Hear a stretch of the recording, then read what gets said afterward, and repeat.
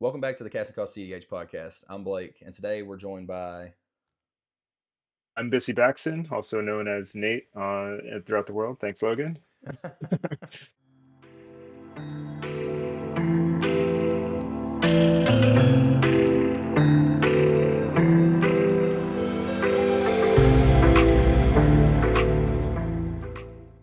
We're here to talk about Kefka and do a little bit of a 1,000 member celebration in our server. So today we'll talk about a primary list that 13 of us have put together called The Last Laugh. I believe it's one of the more popular clicks on Moxfield, so it should be pretty easy to find. And I believe it'll be in the description of this video too. I should ask about that, but we'll go from there. Yeah, Yeah, absolutely. Now, the last laugh list is also the same list that is tagged inside of your bio, correct? that's correct. Yes. So if you find my name in any of the 1 million discords I'm in, and you click on it, you will see the last laugh in that discord. I'm also in the casting cost discord, so that's a really easy way to find me by joining that server, liking, subscribing here on the channel, Heck yeah, and heck yeah. then you could like click in and just click there, and you could see last laugh. There's also a link to the Kefka server in the primer section also. So Heck yeah, all man. the links through one Alice in Wonderland rabbit hole. There you go. Heck yeah. Now, so obviously, before we dive into the list, I did want to ask a couple of specific questions. Obviously, like just about you, since you're the one you did start the Kefka Tower Discord, correct? That's right. Yeah. Awesome. What Yeah. what? Oh, go Yeah. ahead, brother. Go ahead. No, no. Wow. Shoot away, shoot away, shoot Yeah. away. Well, so I was gonna ask, like, what got you one like interested in Kefka, and then also what got you interested, I guess, in like cEDH? Like, how did you get your start into this format? Okay, so the I started with Magic in the Gate Crash block. So there's Gate Crash, Dragon Maze, Return to Ravnica, Mhm. and that was straight up just I lived in a house with five five or six other guys, and two of them were they played Magic. Two of them were actually myself, and then another two we actually did Taekwondo together. And so there's like a mishing mashing of like nerds with athletes that were also nerds. There's like that melding together, and they would just kind of hang out in the middle of the night, put the Call of Duty down or the Battlefield down, and like stash some cards together. And right around then there's Gatecrash, there's demons and dragons and those Rakdos cracklers that you could riot and give them haste. And what drew me in was actually the art, because I'd stand by and watch and have no idea what was happening, but the art was super cool. Like the lands were cool, and full art basics that I now know. But at the time, I was like, man, there's so much stuff going on. I really liked the art, and that's what like actually made me want to learn the mechanics of the game. Yeah. Um, and before you know it, like I'm hanging out with them, like watching the Friday night Magic stuff at the store. And I started buying in. Got kind of into it. I'd get stomped. I still to this day I don't understand the pass the pack. Like, what is the competitive scheme to passing a pack and like knowing which cards to pull and which Mhm. ones to pass? Like I would see demon or I'd see shiny, and I'm like, that one's mine. I can't wait to play that tonight. But that got expensive pretty quickly. But so I went from there, and then cut two. I stopped playing altogether, and this was a couple years ago. But there was this era was, looking back now, was like Winota and Dawnwaker Thrasios and Dargo Thrasios. Mhm. Those were like the big. Najeela NBC was really big at the time. Corvold was huge at the time. I feel like most of my first couple matches there was like a Corvold and Najeela in the pod. Um, I picked up Dargo Thrasios as like my first cEDH deck maybe a month or two after I started even knew what Commander was, right? Mhm.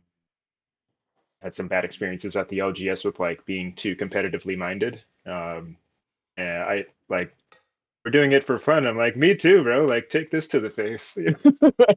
Uh, but yeah, I picked up Dargo Thrasios. It was literally, I think it was Freedom's list at first, and then I switched over to Connor's list, Mm. and then I made some tweaks, and I've been playing CDH like ever since. I still only have a couple, maybe a dozen, maybe 2 dozen casual games under my belt at all. So, Heck yeah, man. No, mm, that's really cool, man. I didn't realize Dargo Thras was your very first deck. That's pretty funny. Like mhm, whenever I got my first start into CDH, it was the same way. Like or well, just even Magic in general, I didn't go into it with the intention of like playing a lot. Like my buddies, all of us played Yu-Gi-Oh, so we used to like grind tournaments with Yu-Gi-Oh, and eventually mhm, they all jumped out and they just like pulled me into it, and I didn't want to play Magic. I used to tell them to. I'd be like, I will not play, and then eventually one day they were telling me like you have to find a list, just build it. Like it's not that expensive, just build something. And so I went, and I think I found it was Mitch from the Commander's Quarters. I found him and the professor from Tulane Community College. They did a video together on yeah, Zur, and I found Zur, and at that point I was just hooked, dude. I was like, yeah, yeah. Playing with Power, like they were cranking out videos at the time. So however the algorithm works, however it works, um, clicking around from like Yuriko to Dragon to Henzi, oh yeah, and that was really brief. But the Henzi, I want to say it was the Henzi click or something around there, clicked me over to a playing with power video, and it was just like I'm gone. Like this is so cool. That like this is what I want to be doing.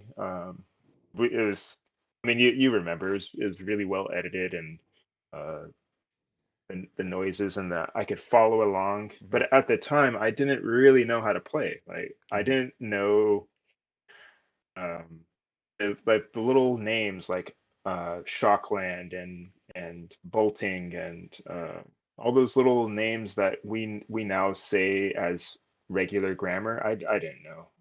I got you, man. Fetchland, like what does that mean? Yeah, But I jumped right into Dargo. They had the primer, and then I started consuming content just um as many videos as I could find on like cEDH and like there was Brimstone Mines, I think it was mm-hmm. Brimstone Mine, or there's just so many videos out there, and I just like would stuff them down my brain. At the time I was a mechanic, so I could, and it was an hour and a half away, so I would listen to as many videos as I could on the way there, Mm-hmm. and then when I was doing like simple changes like tire changes or um, maybe I was an aircraft mechanic, so maybe Oh if I yeah, was waiting for like one of the aircraft to kind of come in and land for a routine change, I would just like constantly have something in my ear. Like I had flight control on one and then like cEDH on the other type thing. And and and then the same thing on the way back home. It's just constant. Actually, if those of you that are in the Kefka server, you guys kind of know how much I will just fixate and obsess about a thing. That's kind of how this all came to be too. It was like, oh, this is amazing. Like this card is so cool. yeah, Everything. Let's put this thing on the map. Let's put this thing. Let's say like, oh, which deck should you play? Should you play Blue Farm or Kefka? yeah. You know? Well, But well, see, and that was something I wanted to ask you too. Like moving more into, I guess, like the Kefka Discord specific questions and stuff. I think I remember you yeah, telling me you weren't really into like Final Fantasy. Like you didn't necessarily play the games and stuff. So what drew you to Kefka and wanting to like build a community around Kefka specifically?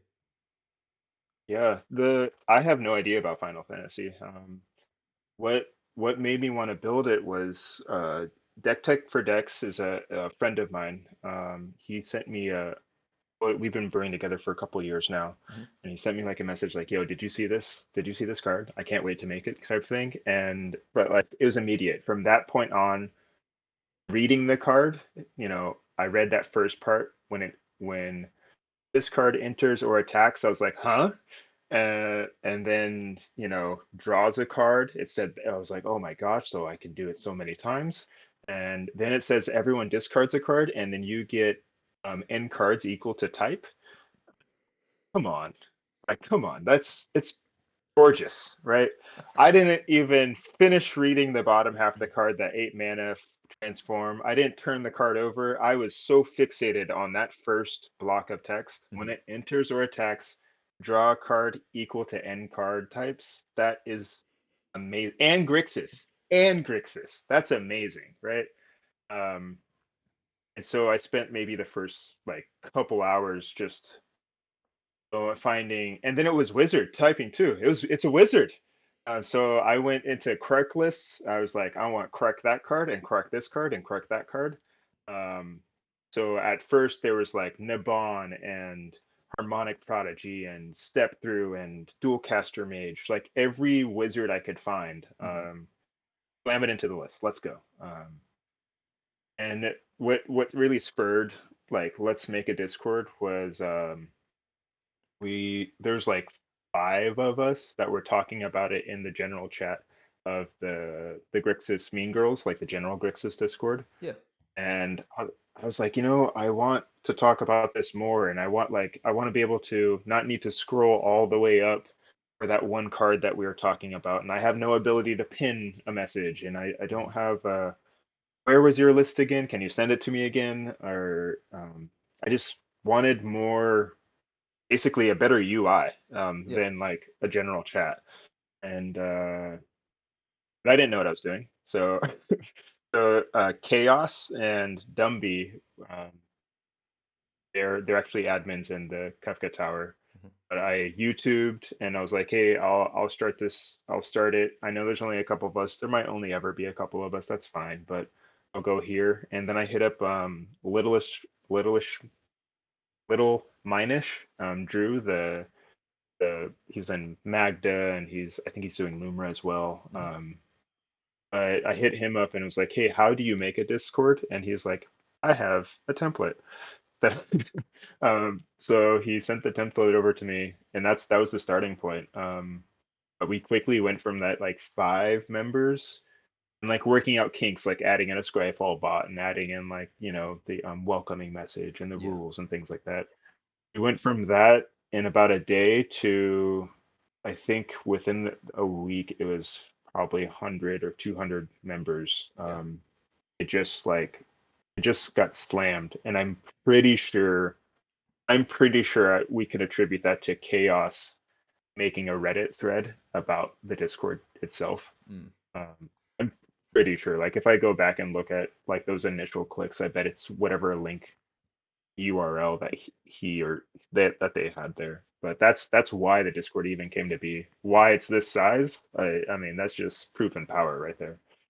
Um, yeah, that's really the why, and the community around it is just amazing. Which is why this video is even like why I reached out for this at all is the community.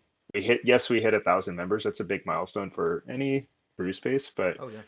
the the the the community is so cool. Like that everyone is so just like we'll put in cards that you just like if you look at my list or anyone's list from like the early Kefka days, like the all in Kefka, you like turn one, Lotus Pellet LED land, let's go, you know?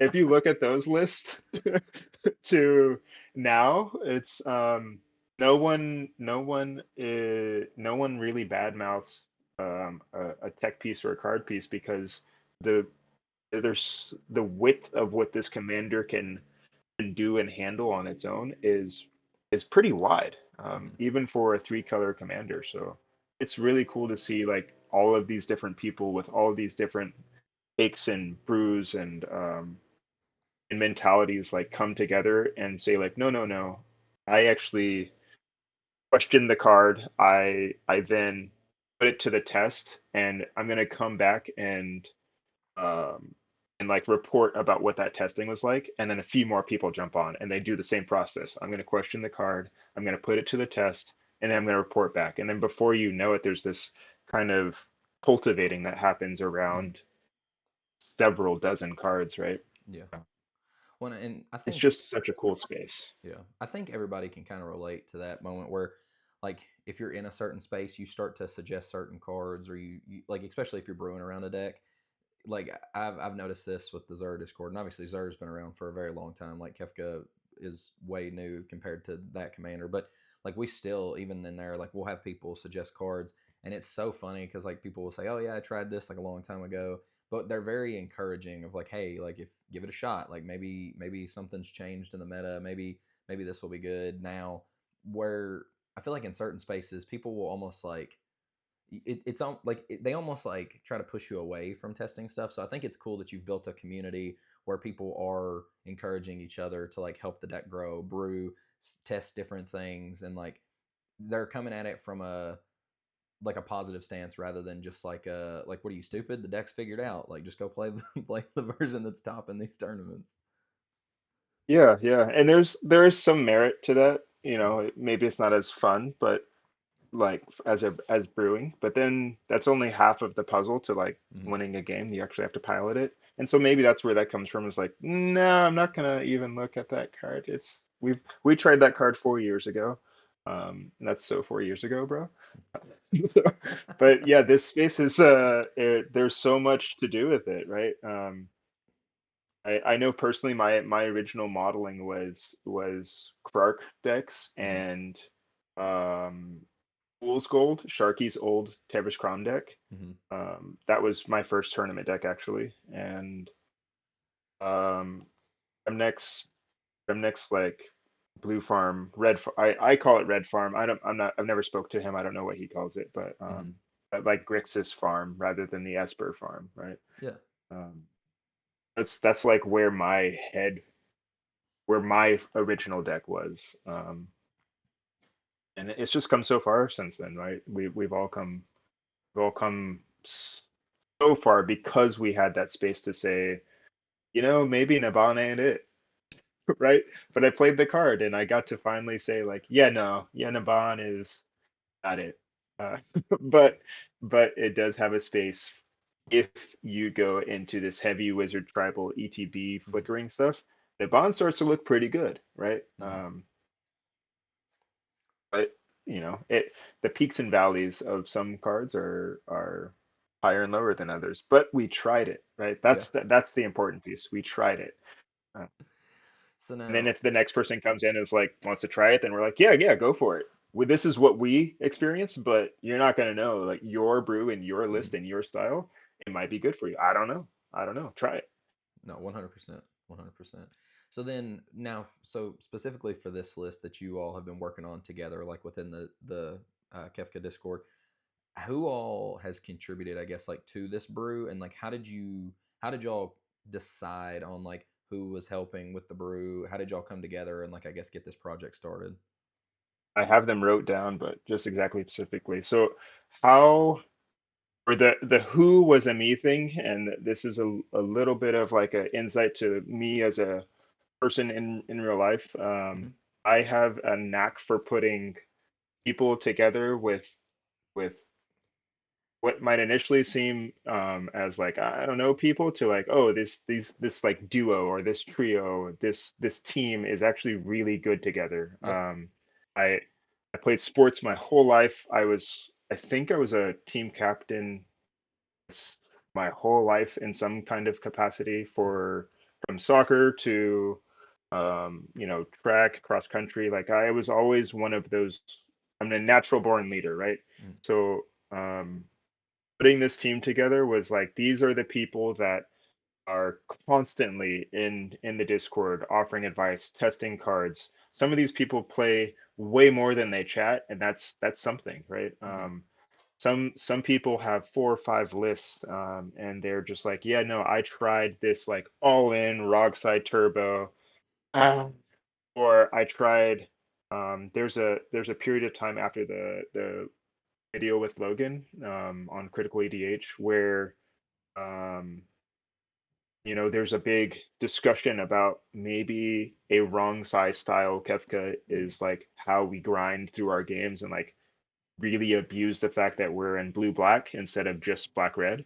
Mm-hmm. And so there's like lists around that. So this team of people could absolutely be larger. There's just like people I plucked for their constant contributions, their constant like positive outlook, their willingness to play test, and every single one of these people has a completely different take onto what they believe the best Kefka is. Hmm. But this list is a culmination of all of that, and um, I I I can say with confidence that should somebody just pick up a list, and even though the primer says this deck isn't for net decking, if they were to like net deck this list, you could take this to a 1K, a 5K, a 10K, a 20K, and if you understand how to pilot, then you will perform with this list. There aren't the valleys of cards of individual cards in this list is pretty high.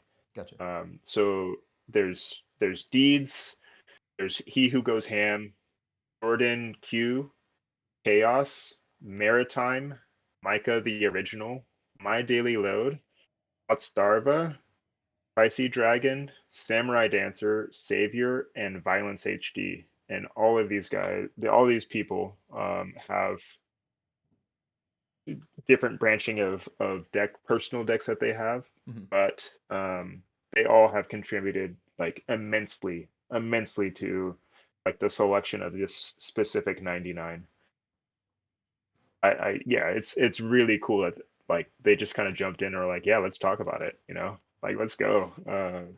I don't like this card, but I'd like this one over here. What do you think about that one? Or I would never run that, but actually here this is not so bad. That it was just free brewing. Yeah. So It's awesome. when y'all were putting the list together specifically, and everybody was kind of contributing their own little bit to the list, were there any Mhm. moments where y'all had like, I guess, just like hard disagreements on like certain cards, or y'all had like, everybody was just like, oh, definitive, yeah, like this is a card that's like it's a must include, like any of those type of moments? Yeah, yeah. Because the original list was my personal list, and I did my best to cut out cards that I'm like, I really like this card. I cut those out. I tried to. But there's ones that I didn't realize had snuck up on me, and I had just been like, no, no, I like this card, like dramatic reversal, or what was another one that just kind of hung around. Oh, copy enchantment. Mm. Um, and there's little snapback. Oh, we're actually on snapback right now. The snapback and offer combination. And then especially I think the most controversial, if we can go there, is Hullbreaker Horror and Adnaz in the same list. Okay. That one's pretty controversial in the sense that like you're messing up your Adnaz curve. There's a 7 mana creature. Mm. I'm a big advocate for like like how much does it cost? It's 7 mana. All right, well, don't go below seven when you're flipping. um, but that's a point of contention. But we all agree it's like if you add Nas, uh, then you'll see a lot of cards, and a lot of cards in these colors are really good. Hmm. And if you Hullbreaker Horror, then it's likely you're near unstoppable. Mm. You Yes, we can reanimate it. I know I personally I hard cast the Hullbreaker Horror on a regular basis. Hmm. It's not a big deal. But yeah, those were some cards, and some auto includes were like Bergie. Hmm. Oh my gosh, Arnfell. It's Some of the audio includes are very much like traditional Grixis staples, Hmm. and to my surprise, Waste Not was one card that I don't think was even discussed. It was just like accepted as yes, that is a card. Yes, yeah, we run that.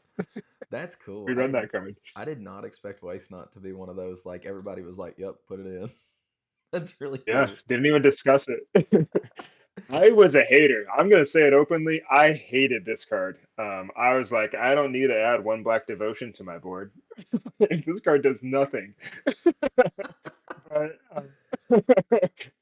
But but when you play it, I'm gonna steal more critical terms here, but in high resource games, Mm. those Waste Not is its own self-contained engine. Like Mm.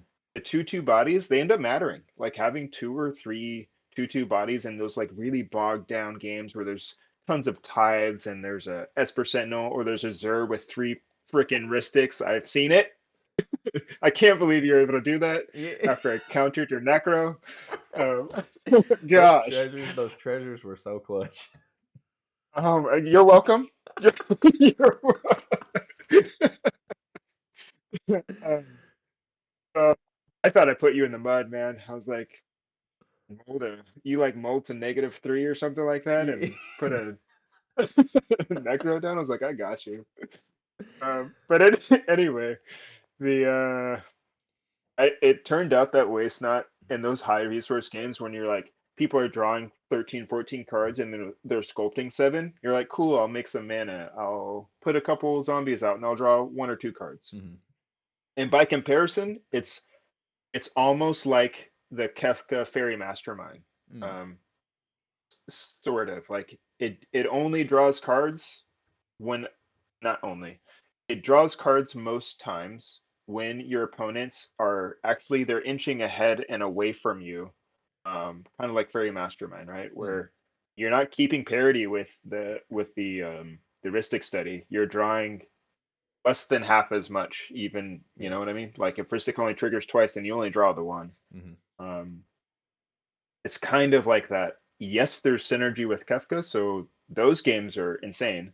um and then the black mana being like it's only in your attack phase or on the instep most of the time. You're not doing ETBs all of the time, Yeah. but in your attack step and your instep, um, that black mana it tends to flub quite a bit. But cards like Necromancy, Tainted Pact, Vampiric Tutor, like there's plenty of cards where we use that mana.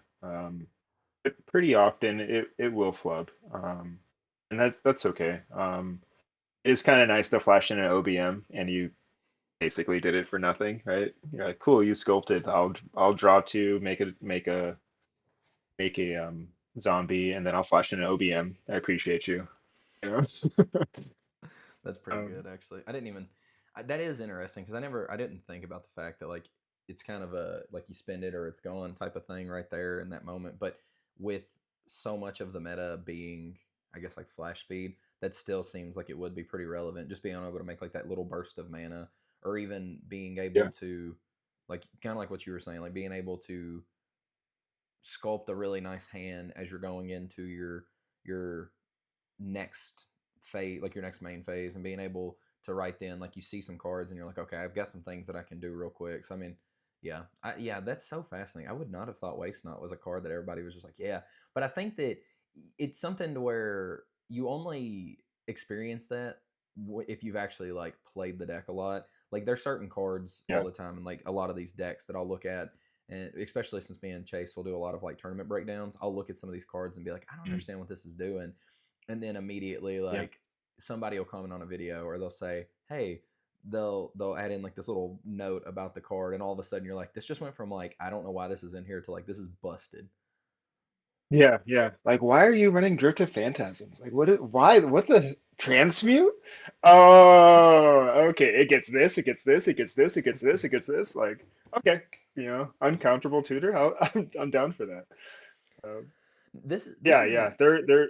Oh, go ahead, brother. Go ahead. No, no. No, so one What's of the what? things, this isn't necessarily like a question that I had written down, but it was just something that I thought of as we were sitting here talking.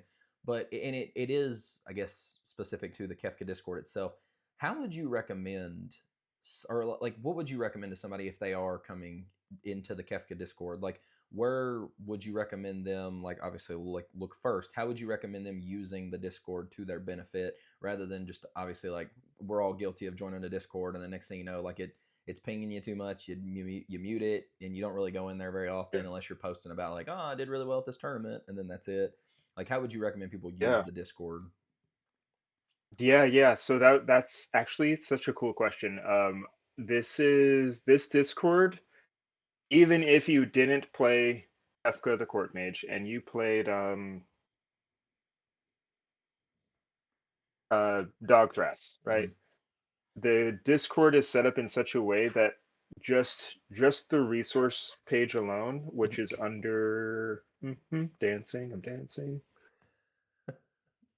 Uh, it's under the introduction tab. Okay. Um, in that resource tab, there is all kinds of like here is what you should know as brewers and pilots in this space called EEDH or EDH, Hmm. cEDH, and TEDH. This is the stuff that all of these people before you have learned and cultivated and wrote about, spent the time on. I mean, the old adage, like standing on the shoulders of giants Mm. type thing. So I have here like a legacy control YouTube series. Has nothing to do with cEDH, but Mm. if you know how to play control in this format, even though it's not a 1v1 format like Legacy, if you know how to play control and use your resources at the correct time, if you understand the mathematics of your resources, like a card isn't just a card, it's like it's minus 4 cards because your opponents go up +1 each, Hmm. and you spent 1 blue mana, so you go minus a mana. Like if you, I'm not saying count while you're playing the game, but Yeah. if you understand like that at a like at a, I want to use the word haptic, but like at a small texture level, Hmm. then you can play. I mean, it's akin to Kefka, but you could play any deck. You could play Glarb, right? You could play Wrong Side. You could play Kalia. You could play Dahada if you understand control, because you can capitalize on that mathematics, right? Hmm. I have the all of the coaching sessions from Critical EDH. I have there's a video on the grinder mindset from Rebel Lily. There's the Play Nice app, which is a CDH tracker that I believe I don't know if they're partnered with Freedom Waffle or anyhow. I learned it from the Freedom Waffle Learn cEDH server, which is also in here. Yeah. My favorite stuff, and thank you, Bad Dog, for turning me on to this. But the Next Level Deck Building book by Patrick Chaplin Mm. is a big old book about building decks in Magic. It goes over every single archetype that has existed.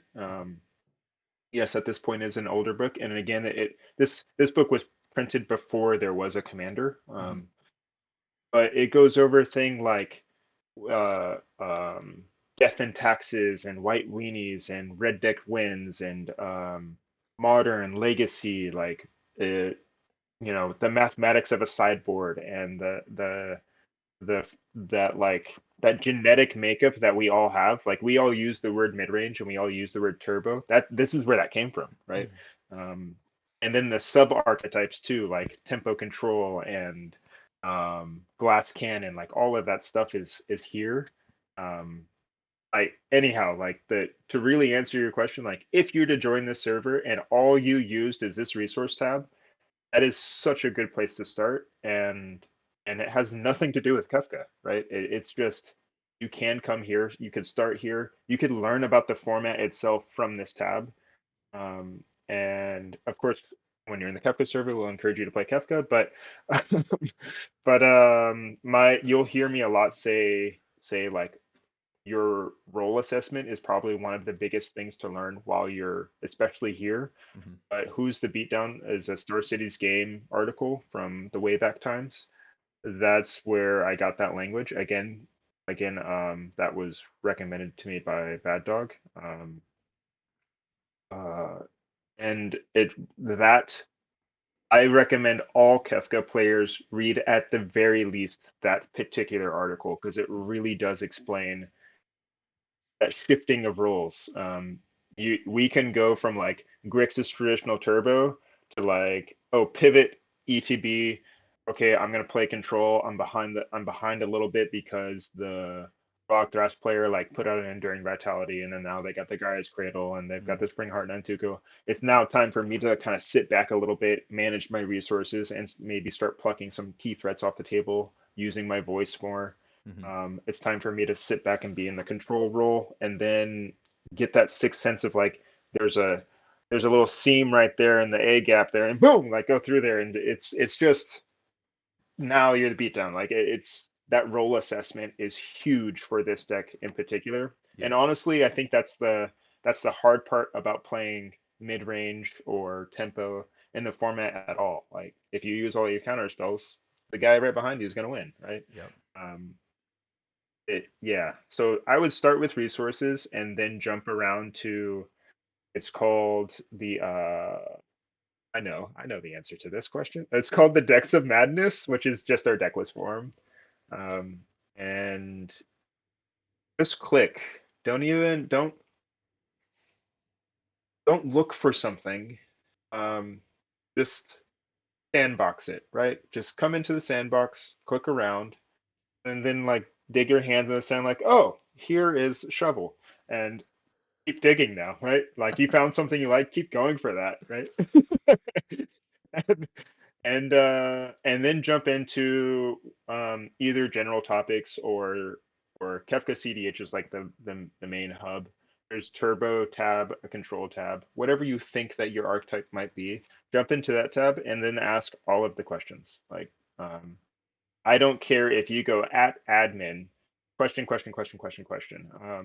I'm actually getting together a at help me, so people can opt in to answer questions, and then a person can just join and say like at help me please. Yeah. And I'm working on that as well. But if you go in that progression, you might end up at the bottom and say, I don't want to play Kefka. But Mhm. I guarantee you'll go to the next deck and you'll be so much better just because you soaked up so much information through osmosis, right?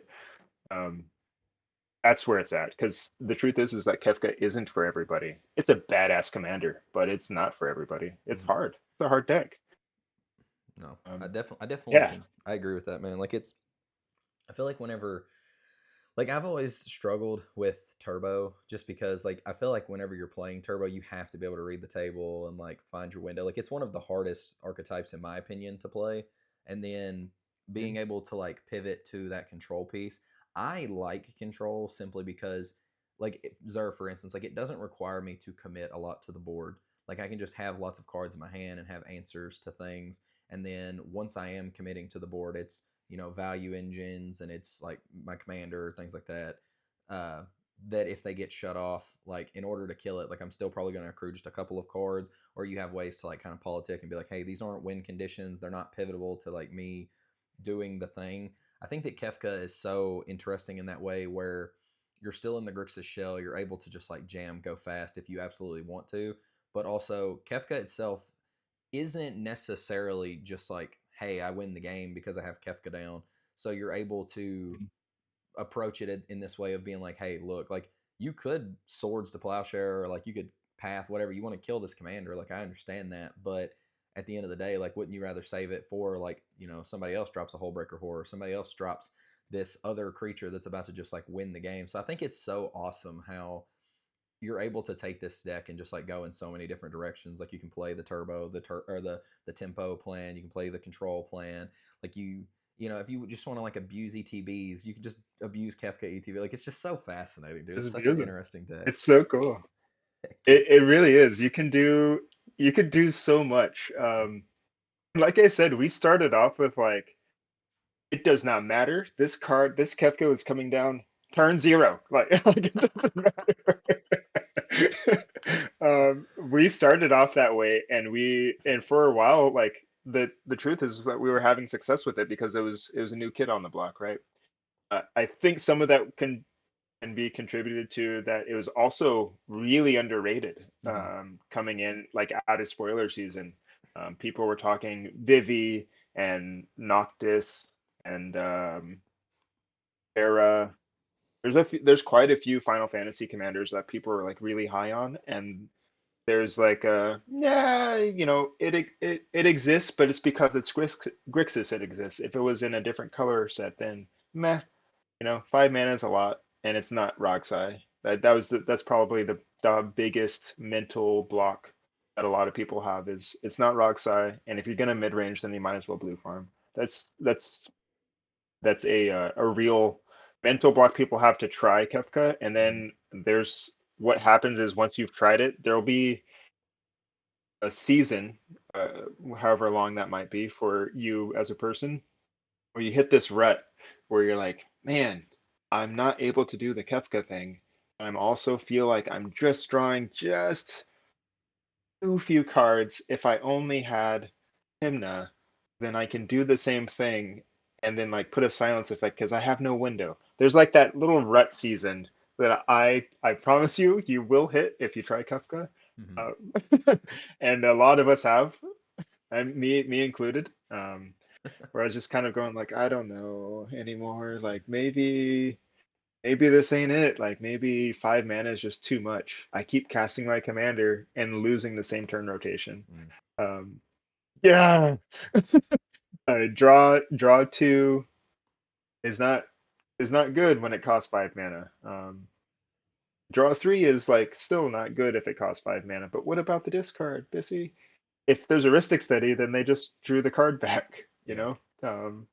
So there's like a rut season that you get through, but then there's the politics of you know, um, Hymna Hymna the card needs three other creatures to match the card draw Hmm. rate that an ETB has, right? That's multiple permanents on the board, and that's more than 5 mana in a lot of cases, right? Hmm. Your Darcy, your Ragavan, and your Fairy Mastermind and your Timna, that's more than 5 mana to net the same amount of cards in hand. Hmm. Let alone the rummage that you have that benefits your breach, but also that tiny bit of disruption. Like even if you did trigger Ristic Study, the amount of times I hear like, I need to get this out of my hand or Kefka's gonna discard it.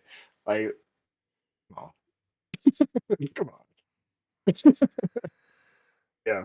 So how do you so and I guess this goes more into like Kefka specific questions, but like how do you navigate then when like looking is the game plan very pod dependent for you? Like if you're sitting there and you're looking at a pod and you're saying, "Hey, I'm noticing like some stacks decks or I'm noticing some turbo decks," or maybe you are just sitting in a pod and it's literally like three blue farms. Like are you navigating what game plan you're going to go for based off of like the pod composition, or are you just always saying, "Hey, turbo first and then we're pivoting after," or do you always say no, like if it's this type of a pod I'm going this plan, if it's this type of a pod I'm going this plan? Like how do you navigate that?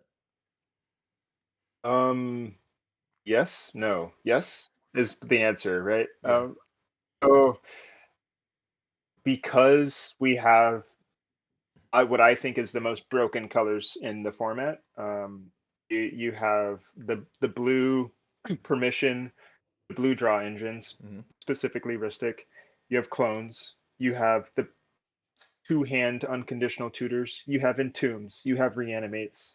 Um, and then you have the black rituals, the Cabal ritual, the dark ritual. Hmm. You have Rite of Flame. You have Underworld Breach. You have Stemian Spirit. You have Wheel of Fortune. Like hard to name a bad card, right? Yeah. Yeah. Individually bad. Put that all together and you get this like big old symbiotic color pie called Grixis. Hmm. And so you're sitting in a pod. It almost does not matter who is there, what is there. Your first seven, when you draw off of this deck, you look at that first seven and listen to the cards because the next card that you draw is heat. It's going to be heat. So, so what does this seven say? Does it say that, you know what, I'm going to use this Imperial Seal and go get a Ristic Study? Or you have two black lands and a Necro in hand, and that same Imperial Seal says Dark Ritual? Mm. Um, those are divergent cards, but you have to be able to say like that's what this hand wants to do. And then you look up and look at the other commanders and say like, is it likely that I'm the first person to be interacted with because of how I play my turn one and turn two? Mm. Um, so, and some of that starts with like you got to open your ears. If you show up to a pod, you put your Kefka down, and then people go, "Oh, but it's Kefka again. Like we're gonna discard. I need a mole." If you hear that, then you should think Red Blast is coming your way. Um, and for whatever reason, I do not understand you, community. I don't get it. Why are we red blasting Kefka and we're letting Rystix resolve? What is going on? That's But a fantastic it's point. I have no idea. Here, let me. It's I. Anyway, that's a whole can of worms. But anyway, for whatever reason, that Imperial Seal to get a Ristic Study, is not going to be interacted with, but if you go Imperial Seal to get a like let's say a Lion's Eye Diamond to cast a turn 2 Kefka, Mm-hmm. if they're having that turn 0 like that true, and don't be fooled, but they're having that true like I'm scared of this commander interrupting my game plan.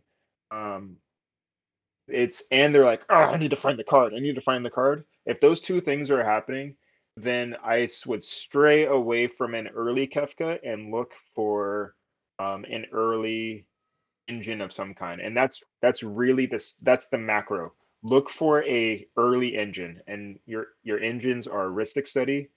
I'm wondering if you're on it. I don't think this list is on it. We we your Necropotence, Ad Nauseum, and if you I've done this before, but like in a late seat, I'll keep a Mockingbird expecting a Esper Sentinel or a Birds of Paradise. Mm. Yes, Birds is not an engine, but uh that it helps me cast my Kefka. But Mm-hmm. if look for some kind of card velocity, like something that puts cards in your hands at a higher rate than draw one card for a turn. Yeah. Um, that's really what you're aiming at. So it's less about the pod and far more about how quickly can I get to. I like to use the metric 15 cards. How fast can I get to my first 15 cards after this 7? Uh, and sometimes that is Ristic Study, or sometimes it's copy an Esper Sentinel. That will help. Mm-hmm. Sometimes it's an early Kefka. Um, but 15, like imagine Rockside just saying like turn 2, or excuse me, turn 3, I'd like to draw 8 cards at the beginning of upkeep. Imagine what that deck looks like. Mm. If Rogrek said draw 8 cards on turn 3. Yeah, and that this deck is capable of that. Yeah. So you go Ristic Study, turn 3 Kefka. The Ristic would have drawn you 3 or 4 cards. The Kefka's going to draw you 2 to 3 cards plus your 7. Like you're pretty close to hitting 15 on turn 3 just with Ristic Study Kefka. Mm-hmm. Uh, No, I find that that's what you're aiming at. I find that such a fascinating like concept there, just because I do think, especially in the format that we're in, like I mean, if you look at what's doing best in the format, like it's all of these cards and commanders that basically either allow you to just like hand pick the thing you want straight out of your deck. They add this level of consistency, like your Magdas, your cEDH, things like that, or just cards that are, yeah, cards and things that basically say, hey, see more cards, see more cards, see more cards. Like again, for instance, like Rogsai allows you to like cheat out on mana, and if that was all he was doing on his own, like that's not great. But then people say, oh, okay, like we're gonna find cards in the deck that abuse this ability to then be able to see like a ton of cards. We're gonna, people are abusing like Timna and Crom. Like if you think about when you're staring at like a blue farm hand, you literally technically you have like an eighth and ninth card in your hand. They're just sitting in the command zone, and both of them say draw cards. Like it's, I feel like anytime a commander, obviously for a reasonable rate, but anytime a commander says you're going to draw some cards, that's already a good place to be. And I think that Kefka has this ability to like it I don't know, it can be so it can cause the game to swing very quickly if people are not willing to talk and communicate. Like, I mean, the game I played, one of the games I played against you, you drew like 4 cards off of every Kefka attack. And I was like, Yeah, what that is was a good game. I was like, what is happening right now? And even then, like I remember you said Tim to eat your heart out. Like it's like you wish you could draw 4 cards of an attack. But it's just so funny. So yeah, I just think that the commander is just such a fascinating thing, dude. Like yeah. No, but I do think that that's funny. I've never heard anybody say that idea of like get to your first 15 cards, because that does make a lot of sense. Like the I feel like the first person to get to like almost like that magic number, like if you're, especially if you're in the right colors, that's just you've pretty much got it at that point. Like if you don't, it typically is you just either drew the worst 15 cards in your deck, or you Yeah, just like really bad luck, whatever it may be, or everybody just had the correct answers to stop you, or it was a pilot issue. But like, yeah, there are games where I'm just sitting there and I'm staring at like this massive group of cards, and it you just feel unstoppable at that point. So yeah, that's yeah. really interesting. I've never heard anybody say that. Like get to the first 15. I've never heard that, but that's really cool. Yeah, it's a concept that I've been chewing on for a while. I have a whole bunch of theory in my head, but Hmm. um, it's just a fairly random number. But I like those of you that are watching this video, like take your deck, whatever. I don't care what your deck is, your Kennen, your Sisei, or whatever. Hmm. Couple it up, go to your table, draw 5 cards as if you kept a mold of 5, Mm. and then put those cards off to the side real quick, and then draw um, another 10 cards. Put 3 lands onto the battlefield. Can you win the game? Like uninteracted, can you win the game? Like you've got your rituals. Maybe your dorks came out before that turn, so go ahead and put those down, right? Your 1 dork, your 2 dork, your 3 dork, whatever. Um, and you probably have at least 1 tutor. You probably have at least 1 interactive spell. Hmm. Probably have 1 part of your A+B. Like it probably, or maybe you have 2 tutors. That's an A+B. Or maybe you have a silence and your A+B already. Like it's really hard for any deck to draw that many cards that quickly and Hmm. not piece it together. Or be in this position of like, oh, look at this. I actually have like 2 dorks, a Smothering Tithe, a copy of Smothering Tithe. I'll pass the turn with 4 counter spells in hand. Like that's a winning position. um, yeah, and that's actually one of the ways that I like to personally play test my deck sometimes is I'll just like um, you keep 5 and then see what the next 8 are. Mm.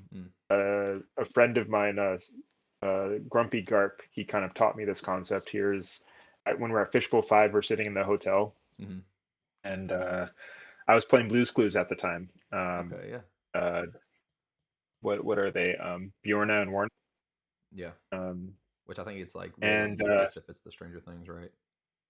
that's right, Will and Lucas, and Dan's green pile, right? And so he sat across from me, and then he like flipped over 7, and he's like, "Your turn. You flip over 7." So I flipped over 7. And he's like, "Okay, so which hand wins? Mm. Like which hand beats the other hand?" I was like, "What?" And so we did that for a while, and then I've taken that, and I do it um empty-mindedly now. Like I'll just like flip over 5, Hmm. or flip over 6, or flip over 9, and just like, can I get there from here? Maybe. You know. Um, yeah, first to 15 is like a good rule of thumb. It's Mm. not perfect, but it's a good rule of thumb. Heck yeah, dude. No, I really like that. That's really cool. Like I said, I've never heard that, but that's super fascinating to me. Hmm. I think I that. I like to put. You think what? You think No, no, what? no. Go ahead and say what you were gonna say, and then I'll. I I like to put numbers to as much as I can. I like looking at the patterns of this format because in a lot of ways, at least with Grixis, Hmm. it's pretty homogenous, right? Hmm. And that might be a turnoff for some. Like, I don't want to play deck A because it looks the same as every deck A. Hmm. I want to play Kefka because it's different, but it shares some of deck A's identity. Yeah. And that could be a draw too. I really do think that that's true for some people. I don't want to play partners. That's something that I've heard. Mm. Um, don't want to play partners. That's why I picked up Kefka, and I'm not playing Rogsai. And Anal is too hard because it has 64 sets to win the game. Um, okay, that's why you picked up the deck. That's fine. I try to not have any rules to hold me back except for the MTGR and um, no rules. If you want me play a Jeweled Lotus, I'm playing Jeweled Lotus. Yeah. Like, but it's those little deck by numbers. Like when you go look at like a top performing list and you're crawling EDH top 16, was it the 13 counter spells that got them there, or was it the 3 copies of the Rhystic Study that got them there, or was it having 3 kill conditions like the Orcish Bowmaster, the Mnemonic Betrayal, and Ray of Devastation? Like, Mm. was it those 3 kill conditions that got them there, or what was it? Because you can only draw so much from like, oh, they made top 4. and Mm-hmm. here's the list, right? You can Yeah. only pull so much information. Mm-hmm. Well, But I think stuff like that's very, like, there's a lot of truth to that too. Like, you sometimes, like, you just end up in like very favorable matchups. Sometimes you end up like your seed order is just like fantastic. I remember I was watching an episode of like Colors Are Crutch, and they were talking about the Invitational, and I think Jordan Drake, he actually made a comment that, like, I think it was from the end of day one till day two of the Invitational. I want to say he had like 5 games in a row where he ended up in seat one in every single one of those games. And like oh, sometimes stuff like that plays a factor. I think that, I think you can get a little bit too fixated on maybe like a certain card choice, or maybe, like, we don't think about, like, again, like the favorability of, like, okay, I ended up in a really good pod that this deck's gonna do well in. I ended up in like a good, like, had good seed order, those types of things. Have you noticed that there's like a certain, I guess, like, archetype that Kefka struggles against, or like certain decks that you're noticing, like, this deck really struggles against this thing, but it like crushes this other archetype over here? yeah. The the Turbo Storm, for me personally, has been really hard to play against. Mm-hmm.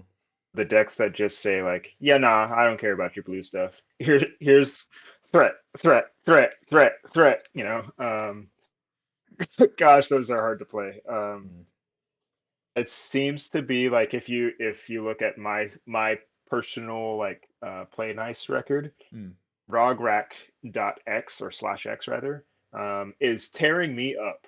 mm, I'm getting my butt kicked by that card. And that and when you look at like my breakdowns and all that, it's a toss up between Silas and Thrasios, but Rograch is really doing a number on me. mm, I've teched in a couple cards like Fire Magic is one that it was one of those like you got to test it, and I tested. I'm like, actually, this is really nice. mm-hmm. I think if I'm going to recommend it now, I would pair it with another wipe like Toxic Deluge. Yep. But Fire Magic at instant speed on that zero mode, pay 1 red mana, deal 1 damage to everything. Mm, I I didn't lose the games. I can't think. I don't think that I lost the games that I did that, and I was able to like. I don't care about any of your Spring Heart tokens. I don't care about any of your Lothos and Esper Sentinels. Here's 1 red mana. Yes, it can be misstepped, but very often you could speak to like, yeah. I know that I'm gonna hit your OBM and your Lotho, but they have 44 mana over there. So let me delete the board. yeah. And but no, you get to keep your Thrasios. You get to keep your Kinnan. You Yep. get to keep your whatever, right? Your Timna. Your Timna doesn't die. Yep. I'm just like you don't have an Esper Sentinel anymore. That's all. Yeah. Um, No, that makes sense. it yeah, but the Turbo Cradles and the Turbo Storms, Mm-hmm. those decks are tough. It's hard to commit to Kefka you s- when you tap out 5 mana. Disrupting them doesn't matter. Like they just draw with Thrasios, Mm-hmm. and and then they go like, cool, you spent 5 mana. I'm gonna untap and make 15. Um, and or the traditional ROG side that's like, cool, you spent your turn two casting a Ristic Study. I don't care. Um, that's fine. Yeah. Yeah. um, here's a defense grid. Here's a beseech the mirror. GG. um, yeah, those that's what's tearing me up. My favorite matches are like Blue Farm, Sisay, or Blue Farm, whatever deck wants to grind past turn four. I love those games. I'll happily ground with you. Um, Yeah. I I think we are a touch lower than a typical blue farm. And again, I'm comparing my list to like Jason's and Trimnick's, like the red farm. Yeah. We're touch slower than them by like a quarter turn, right? Mm-hmm. Whatever that looks like. They just get there, and I really think it's specifically Smothering Tithe and Tataru Taru and Lotho. Mm. Those are such good cards. Mhm. Damn it. um, I we can make up a little bit of that mana production with Professional Facebreaker, and my favorite target with Imposter Mech is Lotho. Mm. I really, really like hitting Lothos with Imposter Mech. Mhm. Um, I like hitting Lothos and Professional Facebreakers with my Mockingbird also. Mm. Um, a game where I went, what was it? Turn 2 Professional Facebreaker, turn 3 Imposter Mech, Mockingbird, copy the Facebreaker, and then turn 4 Kefka, and then swung out and made I think it was like 6 treasures, and then turn 5 I swung with Kefka, drew 3 cards, and made 9 treasures. Um, that was like I showed Final Fortune, and then like Grixis, and that was like, okay, you got it, you got it, you got it, you got it. Like you have 9 treasures plus mana. Like you got it. um, but yeah, I copy treasure production a lot. Mhm. I think treasures are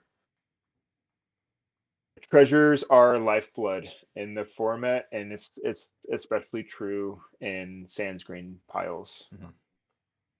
Treasures are so good, and if you can make treasures like give me black Lotho. I come on now, give me a Cabbage Man, but for is it is it Cabbage Man? Like Mhm. I'll take it.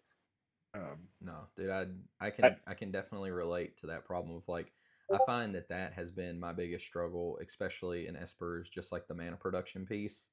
So the I feel like that's one area where Zur is able to help me make up for that a little bit. Like I'm allowed to keep hands that have a little bit more like mana acceleration, like things that lead into like soul rings, talismans, or like signets, things like that.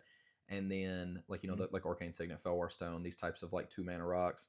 And then I may end up having like 3 mana on my opening turn, like just kind of setting, or 3 or 4 mana setting on the board on my opening turn. And I've was allowed to keep a couple of like interactive spells, or maybe something like an OBM, something like a counter spell, because I know that my value engine is setting in the zone.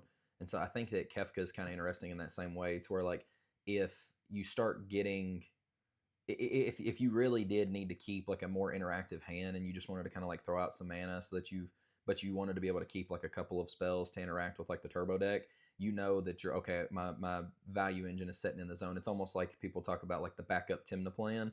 You have that option, yeah. or you can go and just mull hard and try to find like your other quick wins, or your turbo wins, or you can mull and find like early fish, early ristic. I think that being able to have like that versatility, that seems really really good. But yeah, I can also relate in that same sense of I found myself doing the exact same thing, like using imposter mech to copy things like Lotho, and trying to just like fight for Mhm. that extra like bit of mana acceleration, finding ways to like double up your treasure production.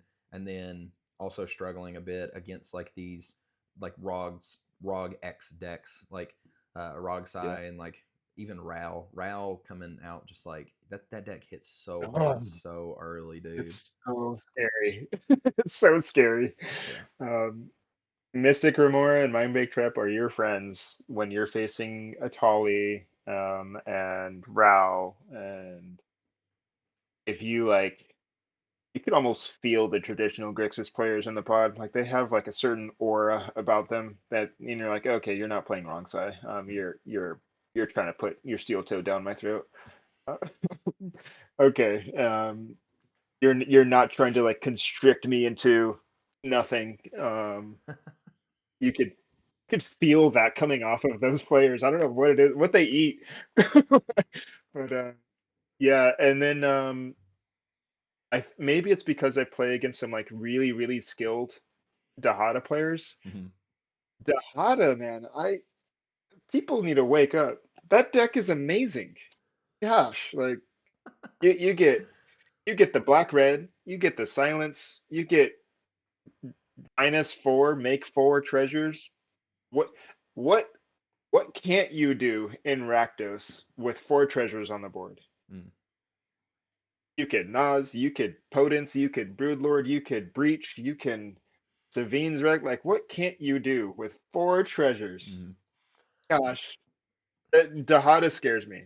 Mm, I think the people that still play it are just so damned good at the game that it's added to that factor. But I put Rao and Dahada on this, like, if I see them in the pod, I do look up first and not look at my hand first. Like, okay, what seed am I like get hyper particular about what kind of hand I'm keeping yeah, because I might not see turn two. yeah, Um, so I can't just like, yeah, Ristic City will I'll draw interaction. Like, no, we don't have fierce, or excuse me, we don't have free fierce. We don't have free guardianship. We don't have flare. We don't have Louis So sacrifice. hmm Spidey sense. I'm tickling with that one. That looks like a that one looks pretty good cool. Yeah. card. Yeah. We don't have those cards. We can't just like Rograk Risk Study pass and then hmm draw into the interaction. You have to have it. So I really, really encourage exactly specifically Mystic Remora, Mind Break Trap in your opener. hmm And if Raoul's in the pod, I don't care. Mola too. Like find those cards, but you will die. Find those cards. It's those matchups, those turbo matchups are tough. hmm You'll find playing is what I found playing this primer especially is you'll need to be comfortable talking. You'll need to be comfortable saying like, yeah, I have no intention of doing X, Y, or Z. This is what I see. What do you see, player that's also struggling? hmm Struggle buddy. Hop on the boat with me and let's struggle together. What do you see? And you'll do a little hand sharing, a little resource sharing, hmm or um, call out. Yeah, yeah. I know. I have. It appears to be that I can go turn two Kefka. I get it. You mulled to four. Now, yes, I'm salivating when I see that, but I don't have to play this Kefka. I can play this other value piece. hmm Um, but I'm not going to not do my game plan without some kind of something from you, Yep. struggle buddy. So what do you got? You're not going to use your counter spells for free against me. You're not going to encourage me to do something without me getting something back. I will trade with you, but hmm I'm not going to hand you anything because you asked nicely and you made a good point. hmm But again, that's me. That's me personally. I really don't. I don't like giving. I'm playing a tempo deck. I can't hand out resources, Yeah. right? Yep. That just defeats my entire game plan.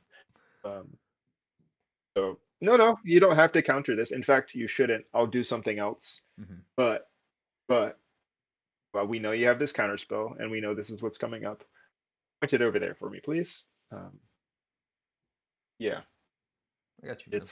it's So yeah.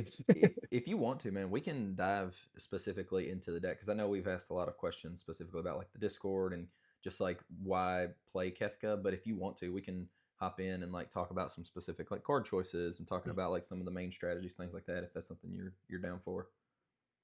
Yeah, I was looking at our questions here and making sure that like you actually did a really good job of guiding my chaos. Hey, all good, brother. It's Yeah, hard because I'm also chaotic. the you did a desire really good job. the desire to be pulled all over the place. I was kind of like looking over and just saying like, "Hey, did we hit this question without me actually asking it?" And then I just kind of like going through. Yeah, you're. I like looked over. I was like, oh my gosh, he led me down a perfect little pathway here. Um,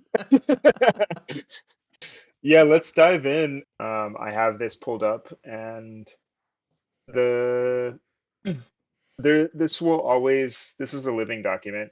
Mhm, Um, I'm gonna call it out right away. Card considerations I still need to work on. Um, typing do typing do be typed, but the rest of this was actually the primer I made prior to us coming together and like making a primer list. mhm, But the intentionality here still exists. So I had like some of this we've already gone over, right? So this particular deck like plays in that hybrid role, which is what we were discussing with the here, let me zoom in for some of us that have eyes. Um, that role of like being able to like fluidly discuss whether or not, or fluidly think about your hand in such a way where it's like, oh, I can do the traditional Grixis thing, Hmm. I can grind with the grindy decks, or I can do this whole like um something that I've enjoyed lately is like turn 2 Necro, turn 3 Ristic, or turn no, excuse me, the other way around. Turn 2 Ristic, turn 3 Necro. Hmm. Um, like putting both of those engines into play, and then I have this like cool little. I can just jam it and then draw into interaction as I go, or I can kind of do some like medium-sized, moderate pools of like, well, it's turn 3. I have the mana to like just go and win on turn 4. Hmm. Or, you know what, let me just like look at 15 cards off my Necro, and now I've hit my sweet 15 off of one card, plus whatever Ristic drew me, and my draws per turn.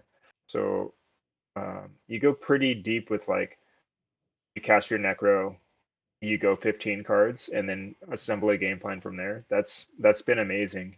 Worst case scenario is your Necro gets countered, and you just cantrip your Necropotence. Ristic Hmm. draws you a card. Um, I've been okay with that. The other piece that I've been really enjoying in terms of like play pattern is like turn, like let's say it was a Kefka hand, like turn 2 Kefka, turn 3 Remora. Hmm. I've been sandbagging my Remoras purposefully because I'm noticing like with these green decks especially, the more green that's in the pod, the weaker that Remora is in those early turns. Hmm. But once people start like countering spells and interacting and tutoring and all that, once they have the mana on board, that Remora, that late game Remora is netting me an equal amount of cards on one turn rotation rather than on 3 turn rotations, and I'm paying for fish the entire way through. Hmm. Um, I'm still developing, and I have this Kefka on board. It can attack next turn. That will draw cards. This Remora, it's going to draw cards, and then before I know it, I'm going into my turn 4, and again, I've hit that 15 number. Um, that's like roughly always in my mind, but I really do stress like in the primer in particular, and you'll see this in the Discord, and I've said it a couple times in this video that I'm not the de facto person, and even these 13 people, like we're none of us are de facto, and you like must play these lists. It's the point of it is knowing when and when not to extend Hmm. and when or coil, right? I was a cage fighter, and it really does matter when you like you extend out your, is it a jab, is it a straight, is it a hook, Hmm. are you like opening your stance a little bit wide to like pivot your hips and throw a leading hook or a rear hook, like are you trying to get around the corner, are you trying to like play the outside leg? It it no, understanding that like fluidity comes with time, no matter, and again this exists with all decks, right? Hmm. And the more and more it's a fluid movement through your cards and through your game plan, the more fun you're going to have, the more games you're going to win, and better and better having something as powerful as Titan text that says draw a card in the command zone, the better that card gets. Yeah. So you just it's finding a balance. Like I'm getting more excited the more I talk about it. Like it's just finding that like cool balance. No, heck yeah, dude. Um, we have some of the community lists here. Like I said, my daily load. This is such a rough terminology. A lot of people know that I struggle with the English of terminology in cEDH. I think it's because I've dove down into those books where they like there's subsections to this word mid range. Like Hmm. what kind of mid range is this? Yeah. Samurai Dancer, he just said his was stable turbo. I was like, bro, I'm typing it. I'm not gonna even ask you about it. um, and you'll see like lots of these people listed here are mid range in some kind of way. Hmm. and that just speaks to like how fluid this deck can be. He Who Goes Ham is his deck is Kefka is a backup when Grixis has gone sour. It's it's so good. It's so good.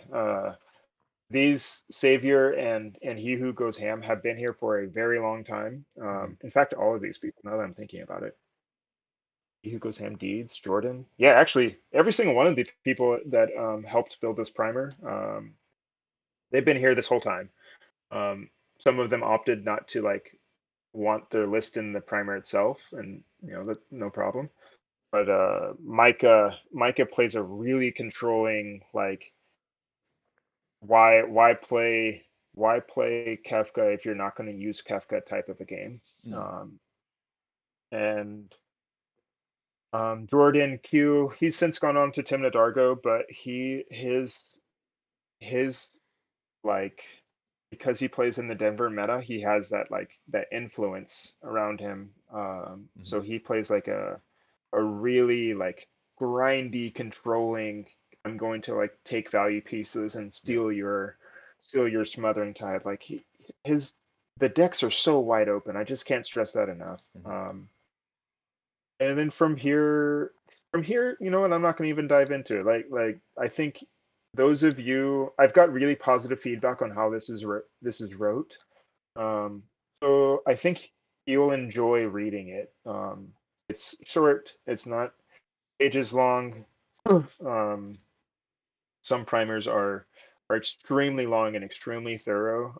I dove into more of the scientific process and the philosophy of the deck Mm-hmm. because I don't believe there's a correct 99. There's just ones with higher floors and ones with lower floors, more peaks and valleys. So this deck in particular is trying to erase. It's trying to lessen the valleys and keep the peak. Mm-hmm. That's really why I would say like pick this deck up if A, you're new to Kefka, or B, you've been on Kefka for a while and you're kind of struggling. Maybe you're in that rut phase where you're like, why don't I just play blue farm if I'm grinding anyway? Or if I'm trying to turbo, then Rog size right there. Like if you're in that rut, um, maybe you come back to this deck for a couple times. I also encourage people to like pick up a different deck or two and add it to their rotation. Mm-hmm. Like um, there was about a month that I didn't play Kefka at all. I played wrong side because I wanted to really understand what it was that Logan was recommending to me and why did he come from that perspective. Mm-hmm. I don't have the tournament experience or the control player experience, and I gotta say, like that month I was on Kefka, the critical build, I got my ass kicked, and then I played wrong side. I understood. I came back to the critical build, and I went on a tear. Mm-hmm. Um, and then I switched back over to my own brew with lessons learned. Mm-hmm. Definitely try that, right? Um, and this creature package, like as people are scrolling through, it will seem like it'll seem basic, but the truth is that there is so much overlapping synergy here, and Bergie is broken because this card is broken. You we're running Bergie way more for the Harnfill side. Turn 6 cards into 16, or excuse me, into 12, is insane. Um, the word that I really like to focus on is velocity. Mm-hmm. We are trying to hit a threshold of card velocity that outpaces the rest of the table. This card, Kefka the frickin' Court Mage, this card does that really well on its own, but when you combine things like Professional Facebreaker or Displacer Kitten is a really great example of like how you can abuse this commander. When you combine one other card, a Displacer Kitten, a Hullbreaker Horror, a Harnfill, a Waste Knot, when you combine one single other card, you crack this text box wide open. Um, it's amazing. Uh, so that's why this particular set of 12 creatures is here. Mm-hmm. And you'll see it's just value, right? Mockingbird to copy any value. Ragavan is a mana dork. Fairy Mastermind, it helps with the professional facebreaker triggers, of course, but it's just like a soft engine. Mm-hmm. Um, and they're we make enough mana like you can get gotcha somebody with the activated ability. I've never done it, but I've had it done to me, so it's possible. Um, and Malevolent is sneaky good. Again, for the backside here. Non-creature spells you control can't be countered. Um, a lot of times we just pitch this card and then we disturb it. Mm. What players should know is that disturb is a casting cost, so it does trigger Rhystic Study. So it's not like a activated ability. You do cast for 2 and a blue. Like Green Goblin players take note. Like you disturb this for 2 and a blue. Mm. But we run this card for the backside. We don't have silence effects, and Yep. you really need those past turn 3 and turn 4. Mm-hmm.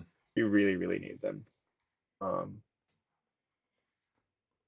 the Orcish Bowmasters is a removal piece. Of Thassa's Oracle is I'm actually not sure how in depth we should go here, but um, if I say the word Grixis staples, do I glaze over cards like Thassa's Oracle and uh, Valley Floodcaller, or do I quite literally go one by one by one by one?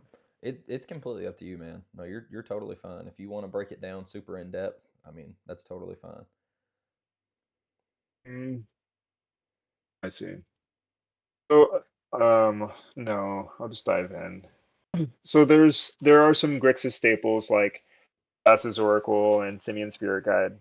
Um, Valley Floodcaller is a Grixis staple, but there's actually a lot of questions as to why we run this card if we're not like a Necro forward deck. Mm-hmm. And the truth is because the flash speed is king, and in those grindy matches, you want to be you want to win after this is a terminology here. You want to win after the resources have been depleted. After there's some kind of like big old counter war or something, you want to flash in this Valley Flood Caller with somebody else's Oracle ETB on the stack. Like you know everything is clear.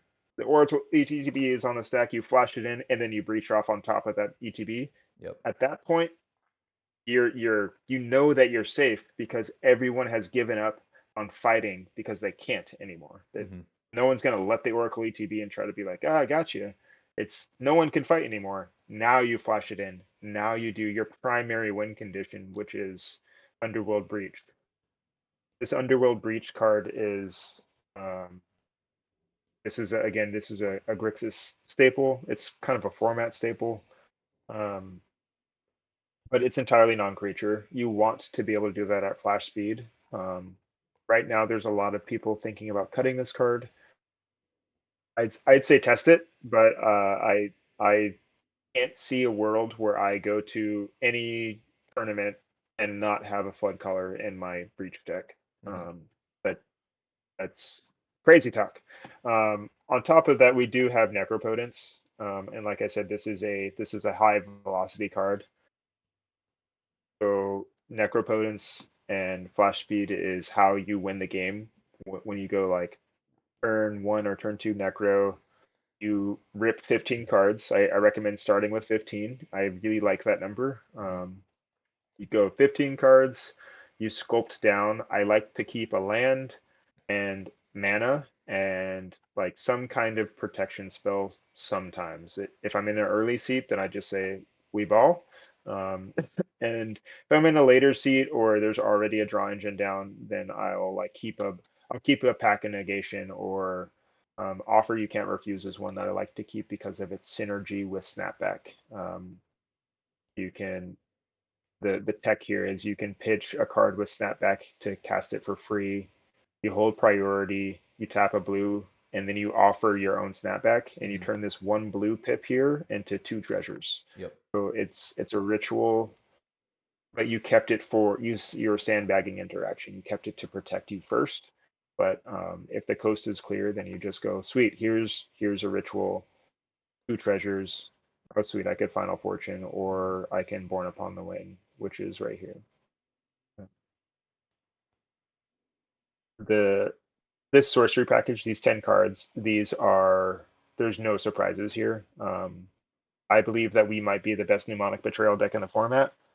Um, we run wheels just like a Roxai, or any other Storm list, not just Turbo Storm, but just Storm list. But we also have a commander that like mnemonic betrayal scales with time, and by time I mean turns. It scales with turns, and this commander also scales with turns, right? More attack triggers are the attack triggers are the free part. The enters always cost some kind of mana. A flicker spell, a flicker from Kitten means that you had to cast something. A casting, right?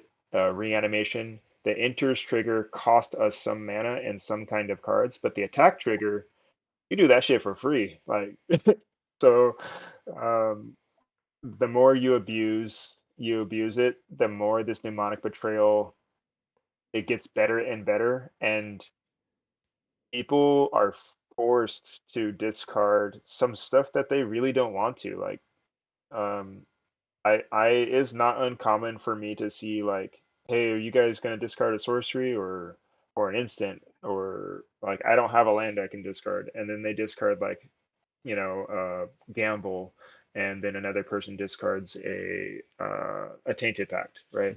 Um, Putting those two cards together, that sounds like a win to me. And again, you could do that off the back of a flood color. So you could do this with everybody else's protection.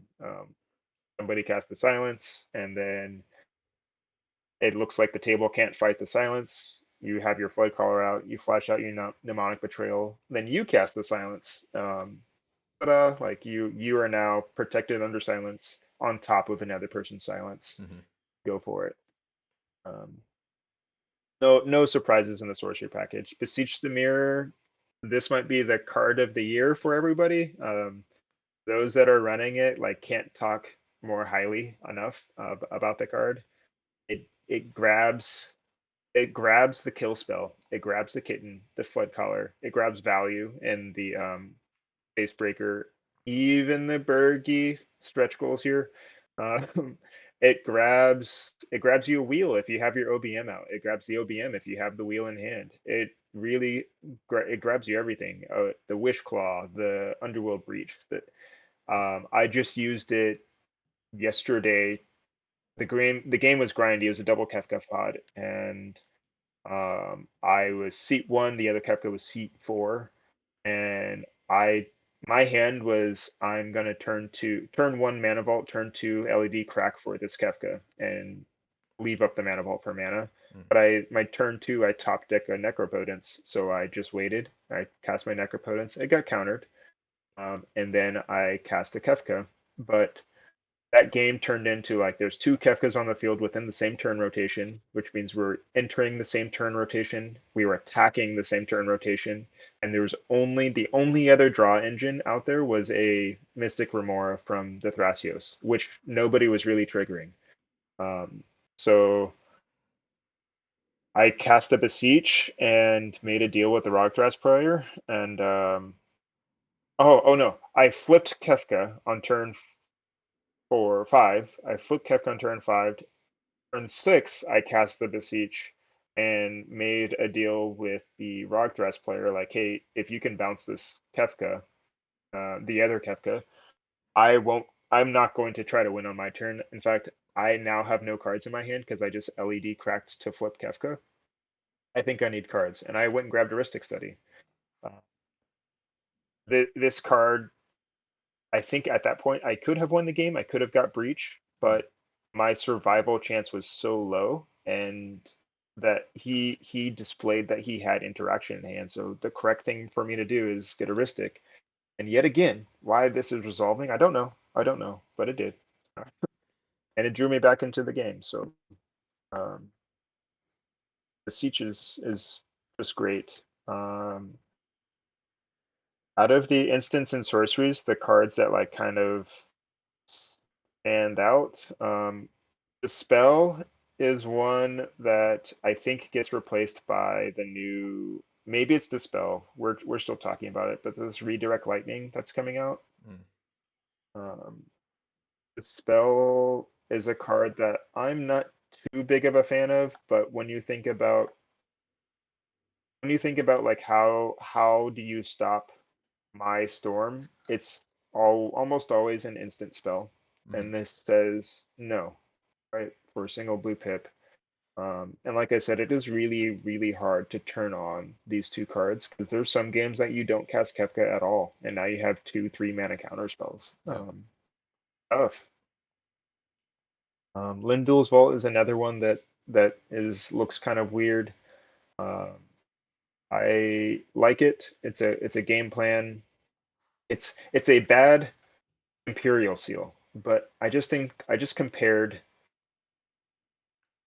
compared a card to Imperial Seal. So it's it's that kind of bad. It's bad in the sense that it's just less than an Imperial Seal. It costs 2 more. It does cost life, but you're able to put like a decent enough game plan on your top deck. Mhm. And this is one of those cards you can do at instant speed off of the back of, excuse me, off of the back of some Waste Not triggers. So um, you can do this with Waste Not at instant speed on the end step and just pay 1 blue mana. Mhm. You can do this with the Kefka trigger on the stack and draw 2 to 3 of your Lendul's pile. That's a really clever trick. Um, you can do a lot with this card, and the worst that it does, and I don't like this argument for cards, but the worst that it does is it's blue for pitchability. It's 2 pip for Chrome Mox ability as well, Mm. which is right here. So yeah, yeah, like the floor of the card is that it you can get rid of it. Um, but the ceiling of the card is you can pair it with your commander or pair it with your Ristic draws. You can pair it with like a late game Necro, like when you're like sculpting Necro, Yep. when you're only drawing 4 to 5 cards, you could sculpt and grab, like clear away some trash, and then maybe you've dug like 3 or 4 life deep. That's I keep using this. That's 15 cards. Like Lindul's for 3 is 15. You clear away the trash, and then you necro it, put it in your hand, and now maybe you've seen the entire pile. Probably you get rid of some more trash. You sculpt down. Like it's a game plan. Um, Yeah. Yep. Ad nauseum is, like I said before, controversial because of the whole Brick of Horror slot in the list. Now let's do some quick math. So we have this card, Wheel of Fortune, and for you it says draw 7 cards, and for your opponents it says draw 21. Yep. It's three mana for 7 cards, and the quick math on this is for every mana you spend, you get 2.2 cards. So if you use that like baseline of like this is how many cards I want to see, if you add nauseum for 11 cards, you will see just just about the same rate of cards per mana spent. Mhm. So if you think about that, I'll just real quick do this play test, and then I'll say like, let's pretend this is ad nauseum. This is actually kind of a heat hand. Let's pretend that's ad nauseum, and I want to see 11 cards. So I'll flip 3, nothing, nothing. I'll just flip these real quick. 4. Come on, buddy. All right, so we've seen 11 cards. In these 11 cards, every Grixis player on the planet is probably going to keep going, right? Mhm. Um, so you keep going, but we've hit nowhere near this threshold of like a Hullbreaker Horror is a 7 mana spell, so we haven't hit below 7 life, no matter what our life total is really at, like 4, 5, 8, 9, 10, 11. Mm-hmm. If this next card right here, that's a Hullbreaker Horror, right? 11, we've just gone to 18 life.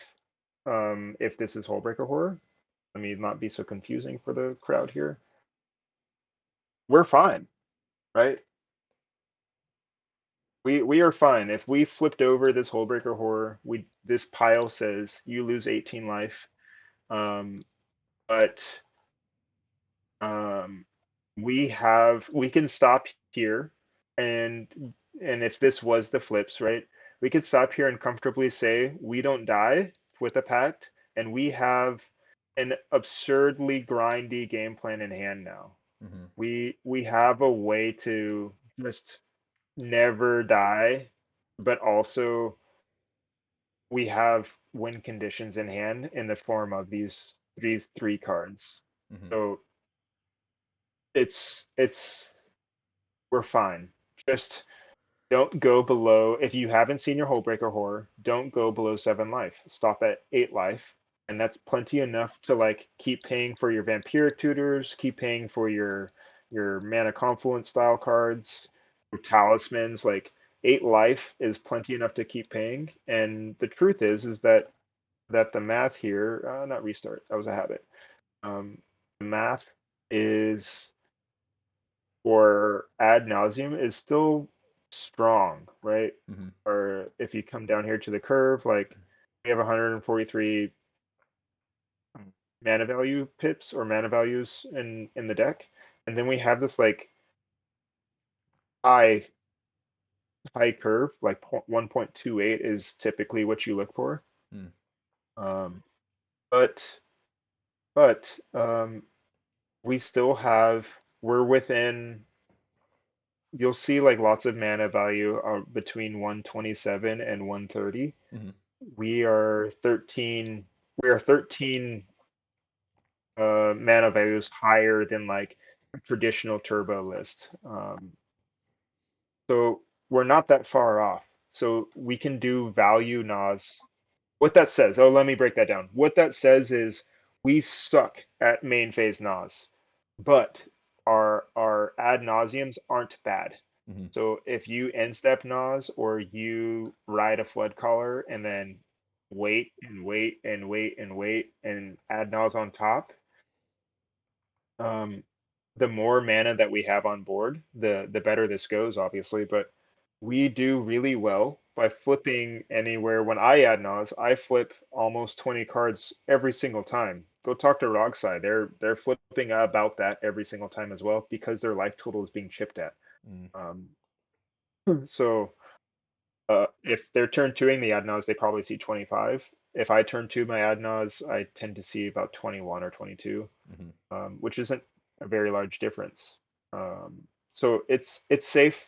You just have to know there's a Hullbreaker Horror, there's a Kitten, there's a Besiege the Mirror, there's a Mindbreak Trap, there's a Force of Will, and that's it, right? If you know that those cards are still on your list, then it's plenty okay to look at one more card. And sometimes, like that flip that we just saw, you can look and see, oh man, these first 11 cards, they say to me, just live and draw more cards because maybe that turn three fish actually draws you more cards than digging 5 more cards deeper with your life total. Mm. You have to be able to pivot out of like a full send Nas and not just kill yourself because you had ad nauseum on the stack and resolve. That kind of makes sense. Yeah. Yeah. Yeah. No, I think that makes a lot of sense. Sweetness. I think that I don't know. Like I get what you're saying. Like honestly, even if you are running Nas and you have the Hull Breaker, it's also like you were talking about. It's also a win condition in this deck. So even if you do flip it off of the Nas, that's not necessarily a bad thing. It may be the flip that just wins you the game right on top of flipping that thing. Yeah, yeah. Especially if you end step it. Mm-hmm. If you end step your Nas and then you flip into a Hullbreaker Horror, you might have drawn like into the Opal and into the Soul Ring or something. Mm-hmm. You probably just win right there. Yeah. Like that's fine. I'll take a W. Uncontrollable Hullbreaker Horror, and then you like sequence it in such a way that you can you like immediately trigger your Hullbreaker Horror with your next ritual, and then your next ritual, then your next ritual, and that lets you fight on top of being able to bounce too. Mm-hmm. So um, I really like sandbagging misstep actually. Where is it? Is it misstep? I like sandbagging misstep because the way you get rid of a Hullbreaker Horror is a blast. Yep. So or the swords or something. It's a flood maw. Misstep hits all of those. So Mm-hmm. it hits the flood maws, it hits the blast, it hits the chain of vapors, it hits the swords, it hits the path. So I'll sandbag it, and then when I cast the misstep, I am able to trigger my Hullbreaker Horror, and then I can pick a target like enemy Ristic Study. Um, Pick up your Ristic Study, and then should there be another Nether spell, like maybe there's a second pyroblast that comes through, then I'm able to counter it with some kind of other something. Like let's say I'll use an offer. I'll offer the pyroblast, trigger the Hullbreaker Horror, and instead of triggering something on the board, I trigger the misstep, or I point it at the misstep and put the misstep back in my hand. Mm-hmm. Um, that sequence of play, like knowing to just put misstep back in hand, is nasty work. I don't lose the games that I have a Hullbreaker Horror and misstep. That legitimately just has not happened. Mm-hmm. Uh, it's just nasty. You just put the misstep back in hand. You put the fierce back in hand, swap back in hand. You can't lose those games.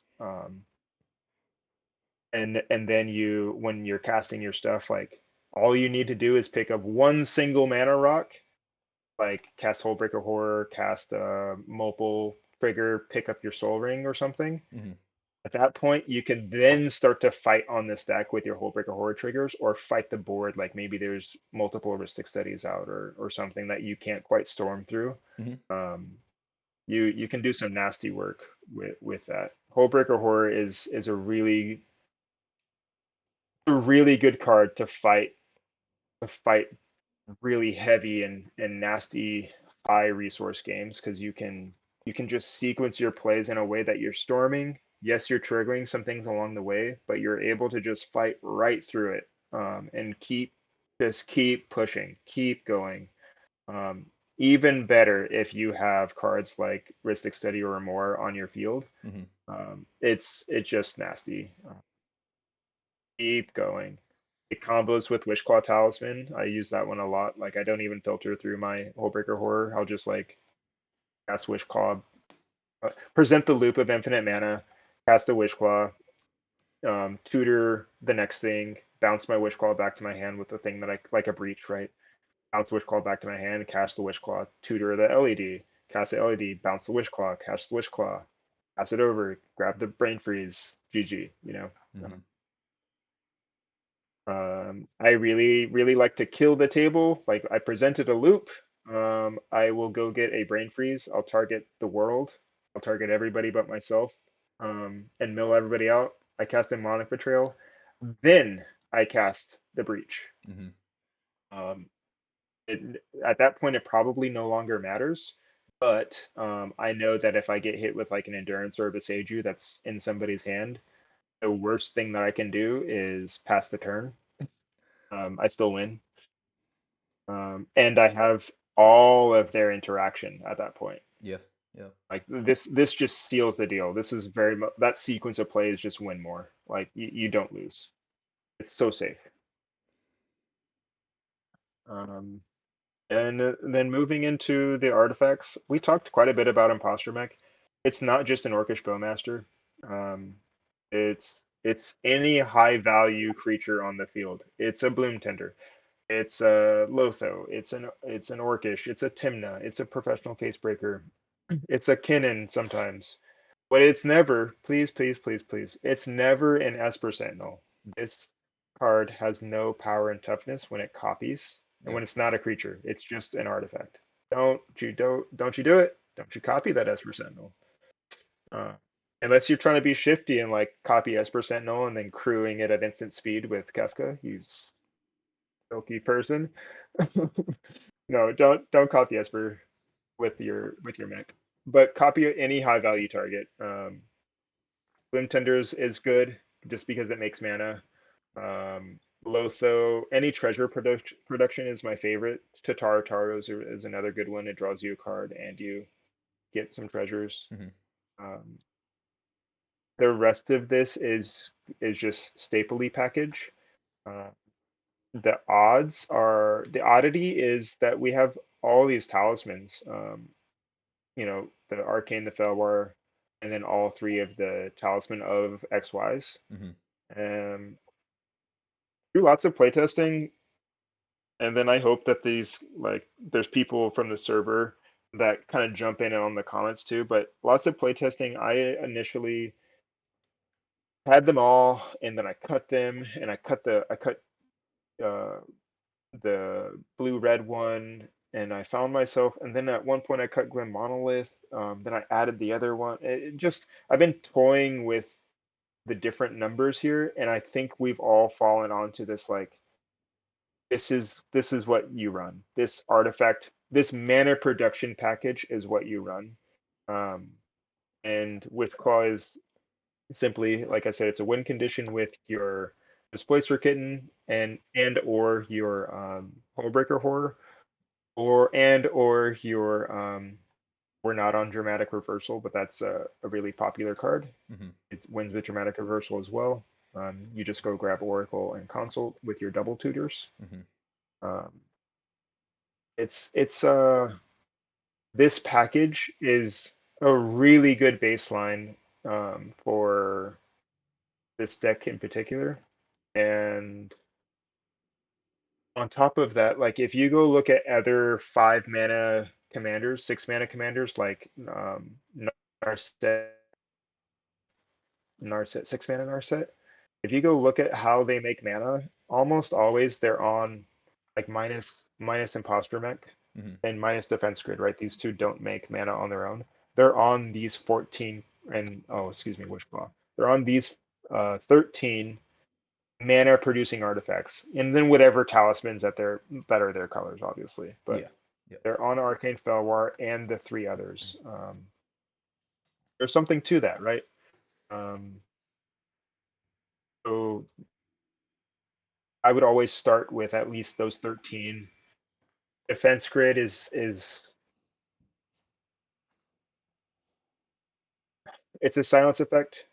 I think it's uncuttable. Um, there's lots of wishy-washy with it, Mm. uh, pretty quite honestly, and I can't see a world where I cut this until they release like a voice of victory for Grixis. Mm. And even then, I probably still run it. I think I need to see 2 or 3 like printings of silence effects Yeah.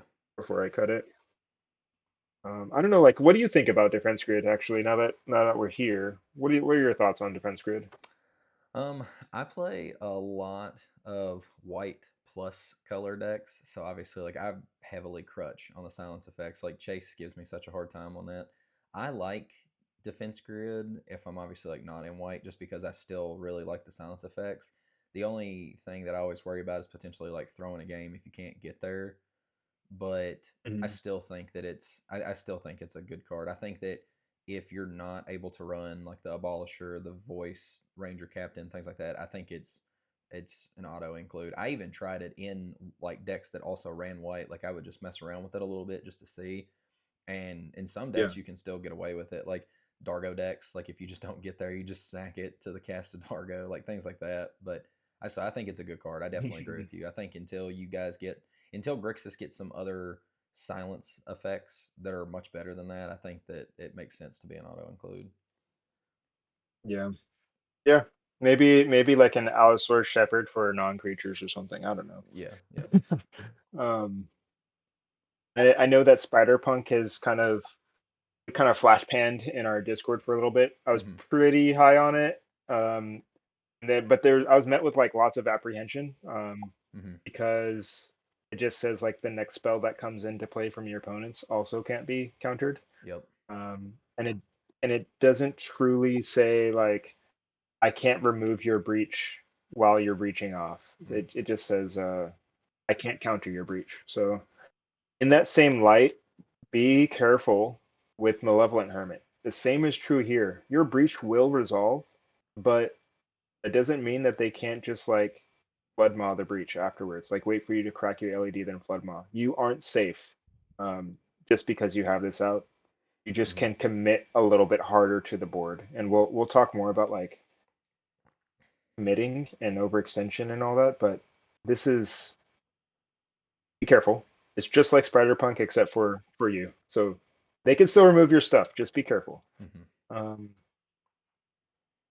and then this enchantment package is pretty standard. Waste Not is the Kefka card. Um, this is a hallmark Kefka card at this point. Um, we talked a little bit about it, but it really does. I'm surprised. I really am. I will say openly again, I really did not like this card at all. I thought it was a trap. Um, but it it it really does work.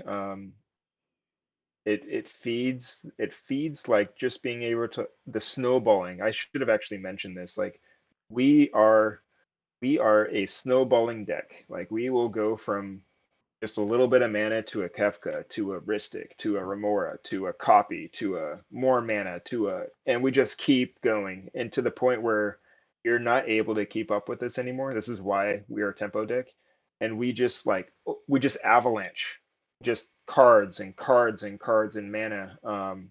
If we were to ever get a Smothering Tithe, or if Jeweled Lotus comes back, it's over, you guys. Like we were just going to run you over with value. Um, that's actually why I like the Blue Farm matchup, Mhm. is because they are the premier overwhelming you with like cards and mana. Um, I think we do it better. The hot take, I think we do it better. They don't have this. Yes, it's 5 mana, but I've committed 1 card and 5 mana versus Mm. your 3 cards and 6 mana.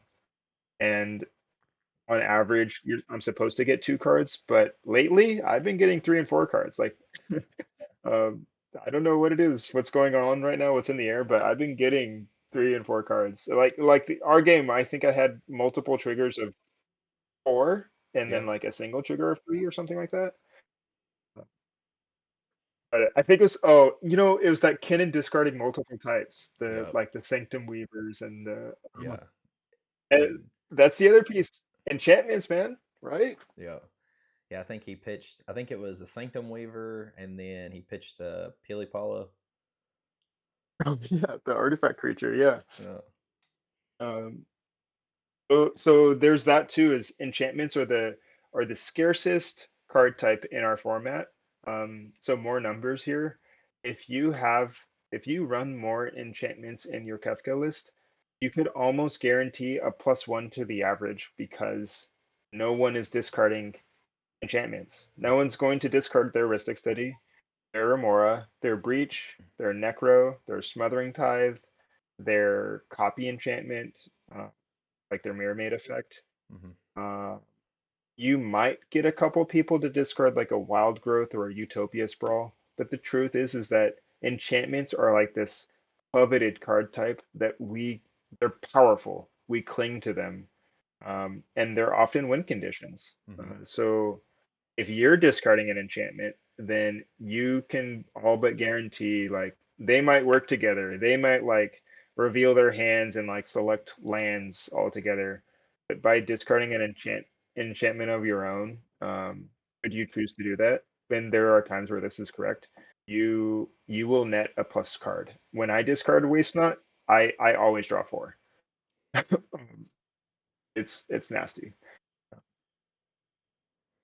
And that's basically the list. Like you'll see some Kefkas on Arena of Glory. You'll see some Kefkas on Mistrise Village. I ran that for a while. Those are two like pretty popular cards.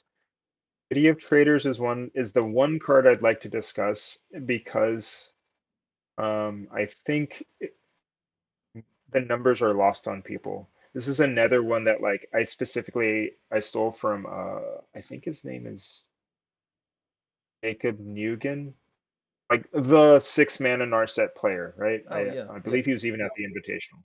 Yep. Um, I I crawled through his mana production, Mm-hmm. and the City of Traders being able to tap for talismans is broken. Like turn one talisman is broken. It just so happens that we have a commander that also costs 2 colorless. Mm, It so happens that we have these high value pieces that are also multiple colorless, mm, multiple colorless, multiple colorless, multiple colorless. mhm, We use the colorless, right? And it just so happens that it's also in values of 2. mhm, Um, Beseech the Mirror being an outlier here, right? Um, we have these, we have so many cards that say 2 colorless pips do something. Um, and it's especially true when you link those together. You go City of Traders and like let's say you go Waste Not Fairy Mastermind, right? mhm. Um, that's an easy like turn one talisman, turn two play land, City Traders trigger, tap the land, and then go. I'd honestly sequence it the other way, but you can just sequence together like multiple spells because you have a second Ancient Tomb. Yep. Um, do play this later. Like if your hand has 2 or 3 lands, like play it on turn 3. That's fine. Mhm, But if you can open with a talisman, and especially talisman into other effect, like talisman into Ragavan or talisman into a Remora, you this second Ancient Tomb has put you ahead, and it's worth the downside of losing 2 mana later. Um, Cavern of Souls, name wizard. Our commander's a wizard. Thassa's Oracle's a wizard. Valley Flood Caller's a wizard. Yeah, that's really it. Name wizard. You can name like you can name beast for kitten, I guess. Yeah. Yeah. And that's the deck. Like it's this particular primer deck. You could print this out. You can go to your favorite like proxy store.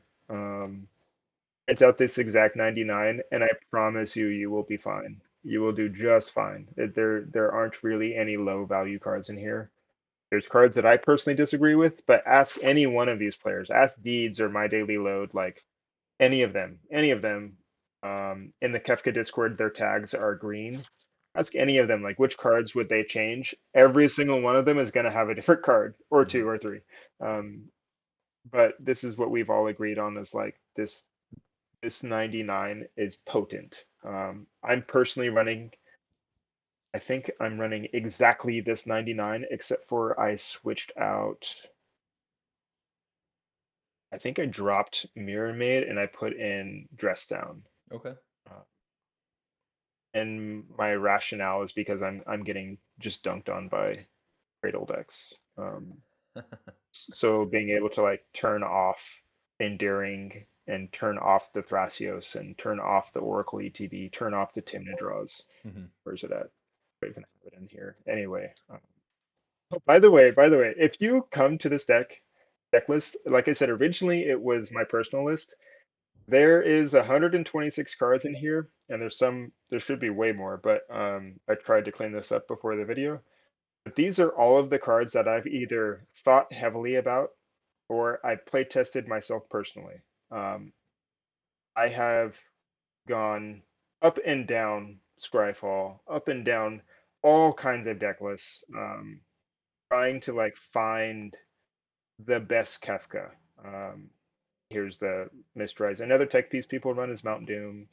Mm, But yeah, so the second piece to this, let's say that you're like, I really like Kefka because I want Final Fantasy or this or that. If you were to go and print out the 99 of the last laugh bar primer here, and then print out all of these cards as well, you could have any form of Kefka on that there is. You don't have to choose my arts, right? Obviously, choose your favorite art, but you can have Turbo Broodlord piles like that. That was one that I had a lot of success with for a while. Was like Broodlord forward. You can do Ashling Flame Dancer is a shaman, so you could go Harmonic Prodigy and Harmonic Prodigy effects, and then running like Dragon's Rage Channeler and Ashling Flame Dancer. You could go with the Dual Caster Mage. Another combo, I know I'm rapid firing here, but another combo is like Fear of Missing Out is an enchantment creature. There's a double type. and it combos with another wizard, Riona Fire Dancer. Mm. So it's its own compact mono red, like cast just because we'll win the game combo. Mm-hmm. But also individually, these cards are hyper synergistic with Kefka triggers. So Rionia makes a bunch of copies per instance and sorcery spells that you've cast that turn. So you just target Kefka. And Fear of Missing Out says, get another combat phase. Get that attack trigger. One more again, please. Um, the Generator Servant is another one that I was actually really reluctant to cut. It gives Kefka haste, so you Mm-hmm. get 2 triggers on the thing on the cast. It's and you could use the 2 mana for other stuff as well. Mm-hmm. Uh, I looked at there's a lot of dual caster builds out there. I think this is a plenty fine include dual caster Molten Dupe. If you have a lot of Atali in your meta, beware. But this is a plenty fine combo. Why I personally I cut these duplication effects, like Essence Flux and things like that, is because I didn't want to run cantrips. I found myself like I'm not giving Kefka haste. I've already cast the Kefka, and then now it's next turn, and so I'm just going a 1 in a red, target the Kefka,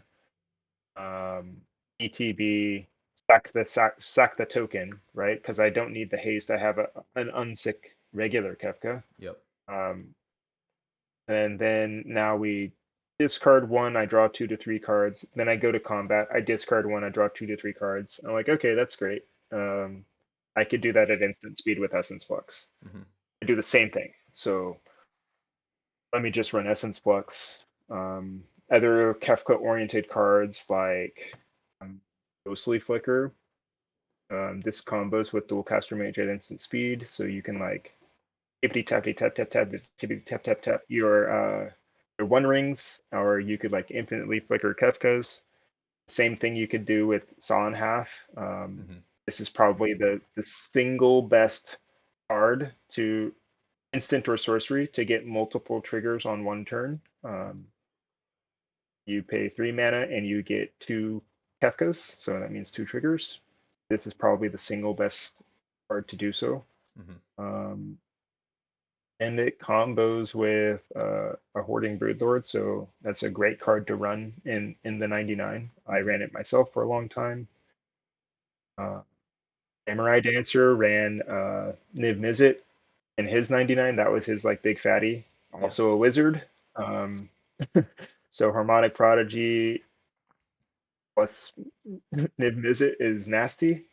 Uh, and all this wizard talk will bring you to step through. So step through is like discard or wizard cycle, go get a wizard. Mm-hmm. You can't really go wrong. I'm not high on it, but I'm also not low on it. Mm-hmm. Yeah. So you could go a bunch of different ways. That's really going to be like the big point here. Is like I'm so glad that we got to 1,000 members. Yeah. But yeah. I know I've rapid fired here, but is there anything that kind of jumps out to you that you want to talk about, or any questions that you kind of have as we've like I went into monologue mode and just like just spit fired like, and here's the list. No, no, I think that I honestly think that was good, and you even answered some of the other questions because I was going to ask about some like things that you didn't include, like things that were excluded, but going through the sideboard, it covered a lot of that stuff. I think the biggest thing, which I know you said, this is kind of a list that is geared more towards like, hey, I'm a beginner to Kefka. I want to pick the deck up. I want to learn it. And then obviously they can start tweaking and make their own little edits. This is just a community thing that people put together to help somebody who's getting started with it. But how does this list vary from some of the lists that you've noticed that are like topping? And I know Mm, that that question was probably a little bit better a couple of weeks ago because now we're seeing like a ton of different Kefka variants top. But like, what makes, I guess, how is this list different than some of the ones you've noticed? Like, say, I know Ian has been running Kefka quite a bit. I know we've seen like a yeah. Staxier Kefka. We've seen some that are focused more on like Turbo Kefka. Like, how is this one, I guess, different than some of those? Like, which ones have y'all seen been performing, I guess, the best, most consistently? Um, yeah, that is such a hard question. So You like let's take Ian's, right? Hmm. I've actually never spoke to him before, but Ian's list that he took to oh busy Nate Baxon. What is the name of that tournament that was mega large? Steel City? Yeah, Was it Steel Steel City City? Spectacular. There we go. So Steel City, he ran cards like I almost want to pull it up, but it was like Rugrak and Mox Amber and Culling the Week. Hmm. He had some. He was 17th place, wasn't he? Hmm. Okay, this is a different tournament, but he was running some cards that like are head scratchers. But when you listen to his breakdown, and I'm inherently gonna like put words in his mouth, so please ask him. I don't know, but I think when I looked at his list, I scratched my head super hard. I bore a hole in my head with my finger. Like, what are we doing here? Hmm. So his focus seemed to be like, I by the makeup of that tournament, you needed to get X amount of points to get to day two. Mm. So this card right here, and Ad Nauseam and Necropotence, were I think really forward on his mind. So his build, I would like encourage you, if you pick up Comedians 99, go to the tournament section or tournament turbo section of the Kefka Discord and discuss that particular deck and slots there. Obviously, you should talk to the player. But I have no idea. I have no idea how busy that guy is, right? So maybe he answers you, maybe not. I don't know. But you could definitely come to the turbo section of the Discord and talk about it. I think the idea with like he had a Rog Rack over here, right? Hmm. So you cast Ad Nauseam, you cast your Rog Rack, like you rip your Rog Rack, and then now you had a Diabolic Intent and a Culling the Weak target, which means you get an additional tutor and you get an additional mana source Mm. in Culling the Weak. And he was running Mox Amber, which was somewhere over here as an example. So you also get an additional rock to like make a red mana. Hmm. Um, he was also running Valky, God of Lies. Yep. Let me find that for you. Realized I was just bouncing back and forth with my finger. Valky, God of Lies. I think he's next to the I ran Drake, that card. isn't it? Drake. Uh,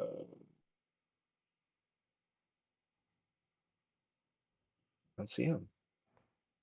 Oh, literally, I'm hovering over Drake. Yeah, so this Valky card, he was using this Valky as like, yes, yes, he was doing like, is the coast clear? Like he was kind of opening, Mm. making people drop their pants and show off, and say like, show me what you got. Mm. Or oh, you don't have it? I got it.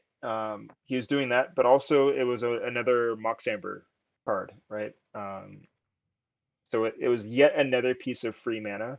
Mm. And while I disagree with like several cards that he picked, I think the floor of those cards is pretty low, but the ceiling actually increases the overall ceiling of the deck. So Mm. um, yeah, um, I'm gonna butcher his name, but Al Malik Ali Yep. was also at the spectacular there. I forget how he did, but anyhow, he is one of the best performing Kefka pilots this year. I Hmm. think he has several top 16s. I'm looking right here. He has two, two top 16s over 60 plus players Hmm. this year, and I think he did it like in back-to-back months. So there's him. There's the Chad bod. He's done really well. But the one and oh, Al Malik's list is very Kefka forward. Okay. He's been making tweaks along the way, but something that has never left his list ever, it looks like, he has not cut Kitten Mm. at all. He has not cut Snapcaster Mage at all, and Okay. he's not cut Harmonic Prodigy at all. Okay. So you only see Kitten here, but he is really, really high on Harmonic Prodigy. Hmm. and Kitten for sure. And he also runs Bergie, right? Mm. Um, he was on Hullbreaker Horror. I think his first top four, he had Hullbreaker Horror in the 99. Mm-hmm. But as of his last top, which he took fifth place at the Steel City Spectacular 1.5K. Mm. He cut Hullbreaker Horror, and he's running a subtlety. Can I actually pull this up instead of dancing around here? He's doing a subtlety. Oh gosh. Give me a moment to find the tabs.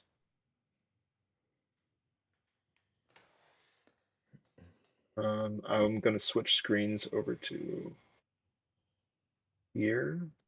No, change stream to this guy's. Okay, so this is Al Malik's Steel City Spectacular 1.5K. Mm-hmm. He took fifth place at this tournament. I am his list. Like I said, he is really, really high on Harmonic Prodigy. Mm-hmm. He's really high on Kitten. Lately, there's, I think this is attributed to, that's a good card, but, oh no, they did Knuckles. My bad, my bad. Go-Go was a card that, like, a few weeks ago, we were all just like, we got to give it a try. Like, we kind of looked at it, we don't, Go-Go, Go-Go works. It's clunky, but it's clunky the same way Kitten is clunky Mm. because it's at 4 mana, and this 4 mana slot really fights with a 5 mana commander, believe it or not. Mm. Like, we can cast Kefka consistently on turn 2, but we have to ritual into that. And if we want to cast a 4 mana card prior to a Kefka, we also have to ritual into that, which means our turn 3 Kefka isn't going to happen. Um, So if we turn to the Kefka and then we turn 3 one of these cards, um, the threat assessment goes through the roof when something like this happens. So it's awkward, right? But Go-Go does do well in the right builds, and I think Go-Go does the best when you pair it with a Harmonic Prodigy. Mm. Um, Also a wizard, by the way. Um, this new Tezzeret, people I think are just starting to really enjoy this card. Mm-hmm. It's a planeswalker, so it's pitchable. Guaranteed +1. No one's going to pitch a planeswalker in this format. Yep. Also, it's a it's a weird little combo with Kitten because you put the tutored card into your hand. Yep. So you put it into your hand, you cast your Soul Ring, trigger Kitten, flicker your Tezzeret, cast your Mana Vault, or tutor your Mana Vault, flicker your Tezzeret, cast your, whatever it might be. You like get all of your 0 and 1 drops Yep. out of your deck, and then you on that last one, you flicker the Tezzeret, and then now you can tap stuff, um, and then untap it Mm-hmm. with your Tezzeret and kind of ritual even more, right? You turn no mana into several colorless mana. And if you have a manifold key, which is a card I'm personally really, really high on, Mm-hmm. um, you have your manifold key out with a bunch of colorless mana, you could start to untap and tap your One Ring with the key and with the Tezzeret itself. Mm-hmm. So this card is sneakily good. I'm skeptical about it, but I'm really enjoying that people are calling it to question and they're testing it. So I'm Yep. really waiting to hear like the report backs on it. But so far, things are positive, man. Um, Subtleties is this really speaks to how Malik plays. And again, I'm putting words in this person's mouth. Please reach out to these people. This is just my little evaluation. Um, but this guy, I think he likes to play a really controlling build. He kind of always has had. I know he always runs misdirection and he always runs commandeer. Oh, Oh, he cut misdirection? Do you see it? Do you see it? I don't see it. Anyhow, he's on Commandeer. Oh, the trick bind is here nowadays. Yeah, I did see that. I thought that was interesting. Some people have been talking about how powerful that is with all the activated abilities running around. Yeah.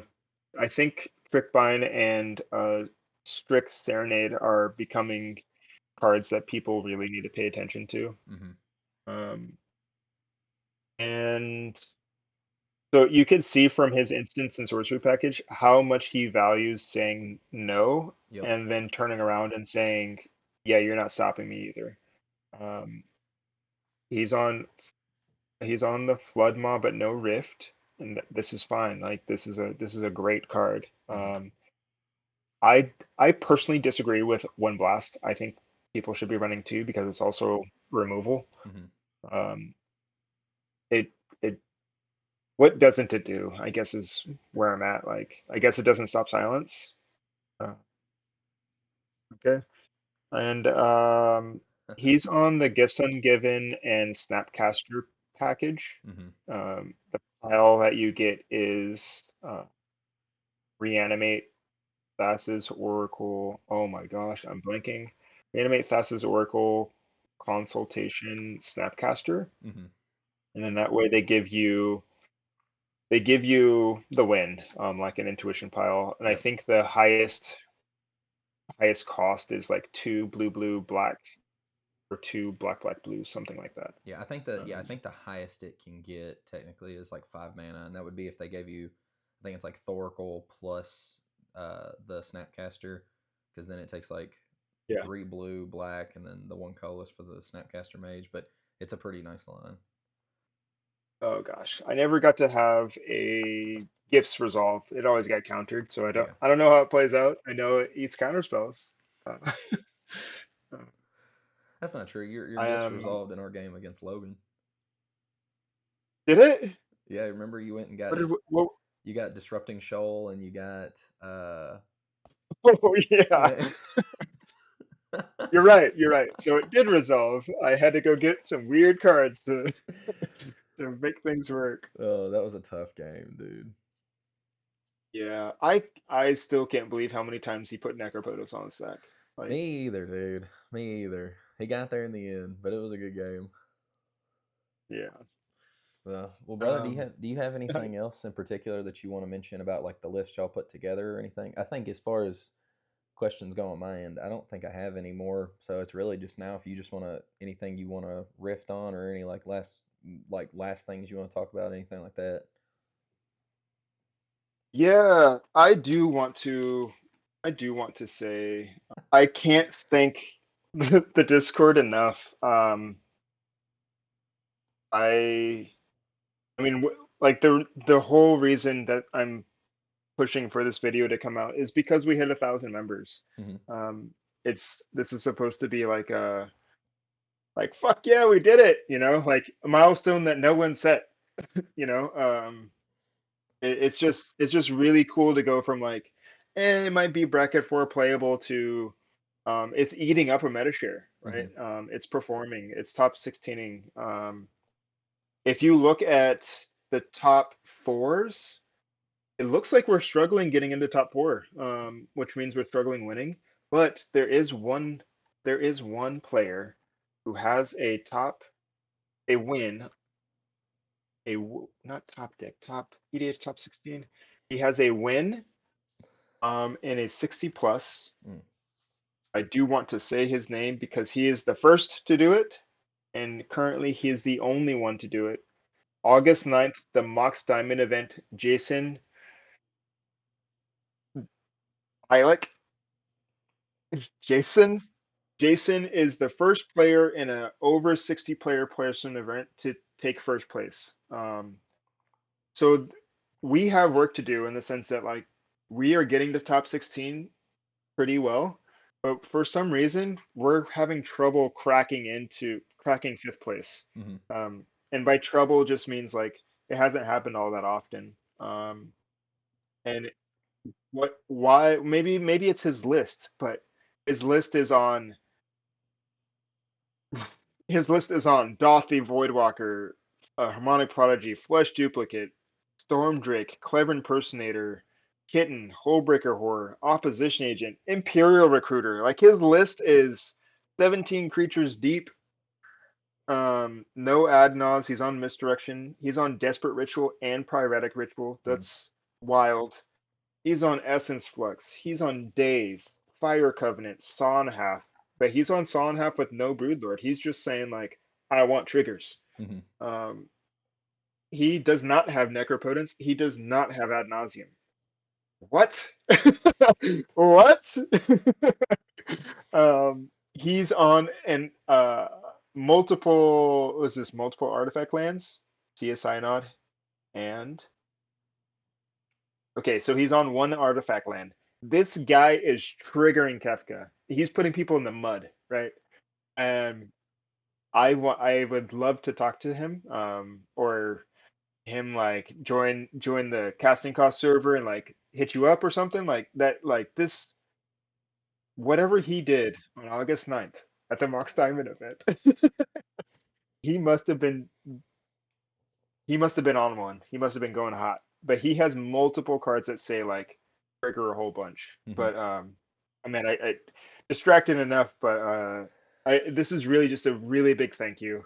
Um really to you at casting costs. I love what you guys are doing. It's coming along. You've got your bumps and bruises, but it's so fun to watch, right? Yeah.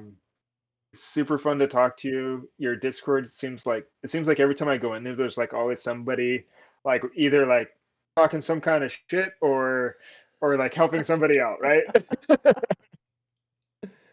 um, it seems to always be something going on, and I really like. I think we're cultivating like very similar Mm. servers. You see what I'm saying? Yeah. I think you've got a good thing going, and I'm happy to like kind of sort of leave a quick little mark, a little blip in your video history, right?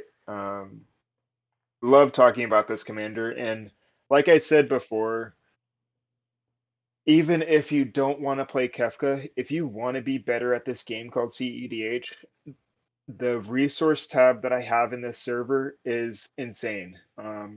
And it's not mine.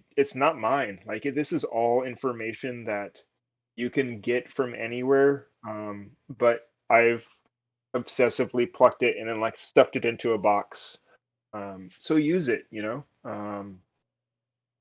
Just really thank you. Like the, if you find yourself in a Kefka rut and you haven't joined the server, or maybe you have, like come in, say like, yo, like I'm in a rut. What are we doing? What are we doing here right now? Like, why am I casting this card? For some people that might speak to like, well, maybe you shouldn't be playing it. But Mm. it's I don't know about Blue Farm pilots, but I've had the same thing with Blue Farm. Like, what am I even doing with these cards? Like, I don't need Timna to win the game. It's a waste of my turn.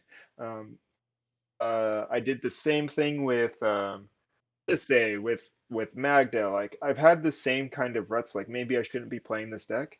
I don't think it's any different. I think that we're so similar to other decks that it's really easy to say like, oh well, there's this other deck that does what you're trying to do better. And I'd agree. Yeah, Rockside goes faster, and Blue Farm has silence. I agree. But no one, no one is doing the math like we're doing it. Mhm. No one has a Kefka ETB. I'm sorry. No one is able to say like, I'm going to play my commander. I'm going to repeatedly abuse my commander, and now you don't have counter spells to win the game. Sorry. I've just net a bunch of cards. I don't even care if I pass the turn after 3-4 Kefka triggers. You have -3 cards. I'm sorry. Like I'm coming for your throat. um, and then Deafening Silence games. Uh, Name me a Grixis deck that loves seeing a Deafening Silence. Go ahead. I dare you to play Deafening Silence. I will roll you over. You better have the double Mystic Study against me if you put a Deafening Silence out. I love it. Um, though Grumpy's got to watch this video. A buddy of mine plays Tyam. Yeah. Um, he is. He's tough. And then and we have a Loomer pilot that has been putting belt to booty lately, so I need to get a hold of those two. But Kefka's a great card. You could abuse this commander. It's just a really good Grixis deck, and if nothing else, um, it's a deck that you need to at least study. You need to understand when and when you should not use your Red Blast to blow this commander up. You need to know Kefka pilots. You need to know when and when not to attack. Like sometimes you should not attack. If you can't 3v1 the table right now as a control, don't attack and say that. Say like I'm not going to attack if you give me something. Give me some spice off the rack. Be, um, you don't need to swords my Kefka. I don't need to attack. I understand that you have one card in hand, and that player over there is actually in the lead. I'm not in a position to win the game. I'm not in a position to be the beatdown. I would rather play control with you, comrade. Let's go. Yeah, So talk. Yeah. That's all, man. That's really all. I got you, brother. No man, like we really do appreciate you reaching out too. I remember this was. It feels like it's so long ago. Me and Chase were just talking about that because we were reflecting back on some of like how our channels kind of evolved and went for the last little bit too. And it's funny to look back and think about like when we made one of our first like Final Fantasy videos and we were predicting like what commanders were actually going to be good. And I remember I don't think either one of it. Like we thought Kefka would see some play, but I was totally wrong. I said like I didn't think that people would switch from Rog side to Kefka, and then I think his stance was different. And you immediately you commented on the video before you even watched it. You were like, if Kefka's not number one, I'm gonna lose my mind. And then you hopped in the server and you were just like telling us everything about Kefka. And I remember Chase messaged me because this is when we were still kind of new because like Mhm. we we had he had messaged me and he said, "Have you seen like this Bissy guy?" And I was like, "No, I haven't." Like, here, let me hop in the server. And you had just put like resource after resource after resource and like comment after comment after comment. And I was like, dude, this dude is passionate about this commander. Like, I like this because I'm the same way about my commander. I love Zer. I literally tell people all the time. I obviously like I want to win in cEDH, but if it came down to like you're not allowed to play Zer and you'll win, or you can play Zer and you can just like you'll struggle, but eventually you may pick up some win. My goal is to Mhm. win with the commander that I'm playing. Like I want to win with Zer, and I don't know why. I just have this weird Yeah. attachment to this thing. So it was cool to see you Yeah. hop in and immediately do that. And then you're always there in our server. Like if somebody has like a question or they need some advice, like we have an advice section, you're always in there being like, hey, here's this, here's this, here's this. So like just as much as like I know Mhm. you said thank you to us, but like thank you, dude. Like we really have enjoyed just having you be a part of our like growth. Like we always think back to that chapter when we first were getting started, and like one of the first things we think of is like busy. That's awesome. That was the first video I watched because I was scouring the YouTube looking for something positive. Somebody saying something positive, Kefka Mm-hmm. something. Um it was hard. It was hard to find somebody saying something positive, and I'm just like, no one sees it. Do you guys can you read? Like, can you read this card? It says, wow.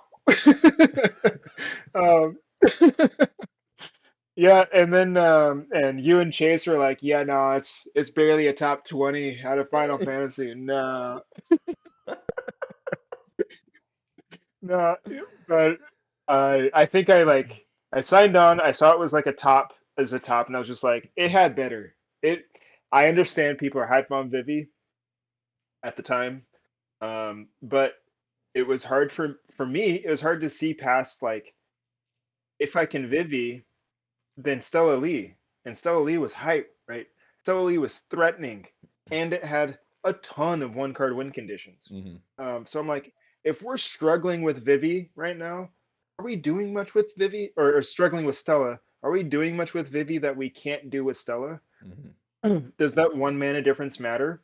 Now, I did think Vivi, I was wrong. I thought Vivi was going to go into every single black red, Mm. or excuse me, blue red Storm deck. I thought it was the best mana dork to have ever been printed for Storm lists.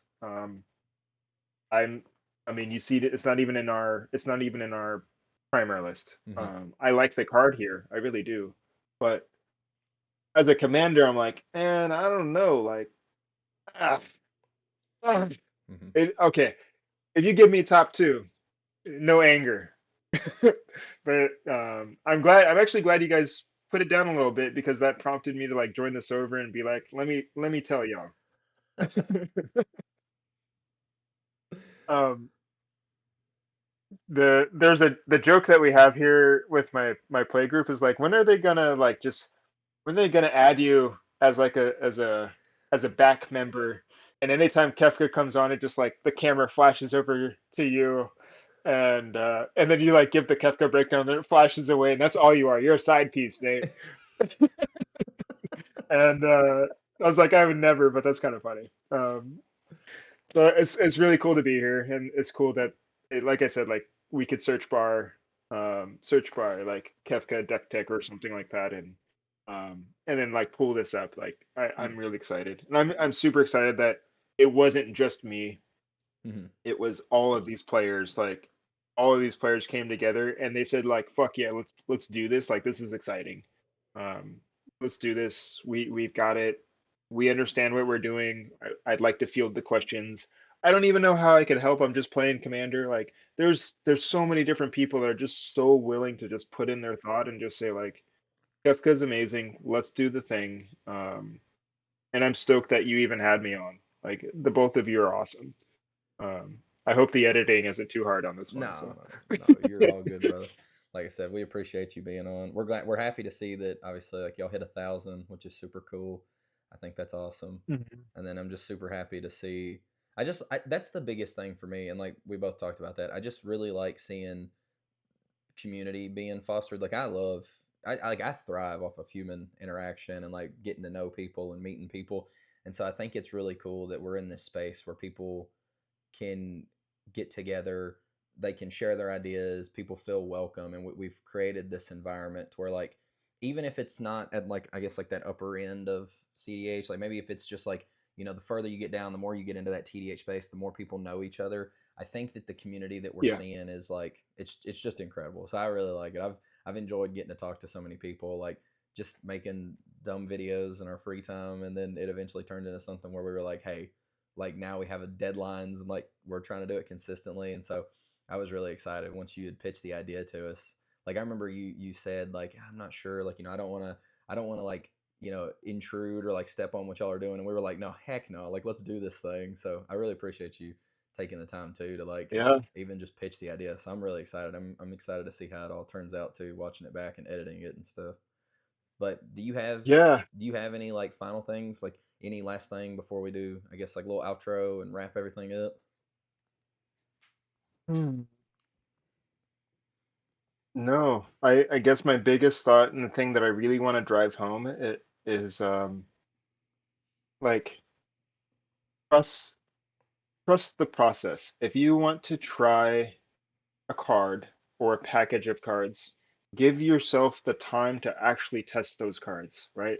Um, and then lose those games. Mull like a demon to go find those cards and test them like actual factually when you got three people that they have some kind of like feeling about them, and so you hear some words like, how does that affect the table, how did that affect your hand, and then how did that progress you towards your win.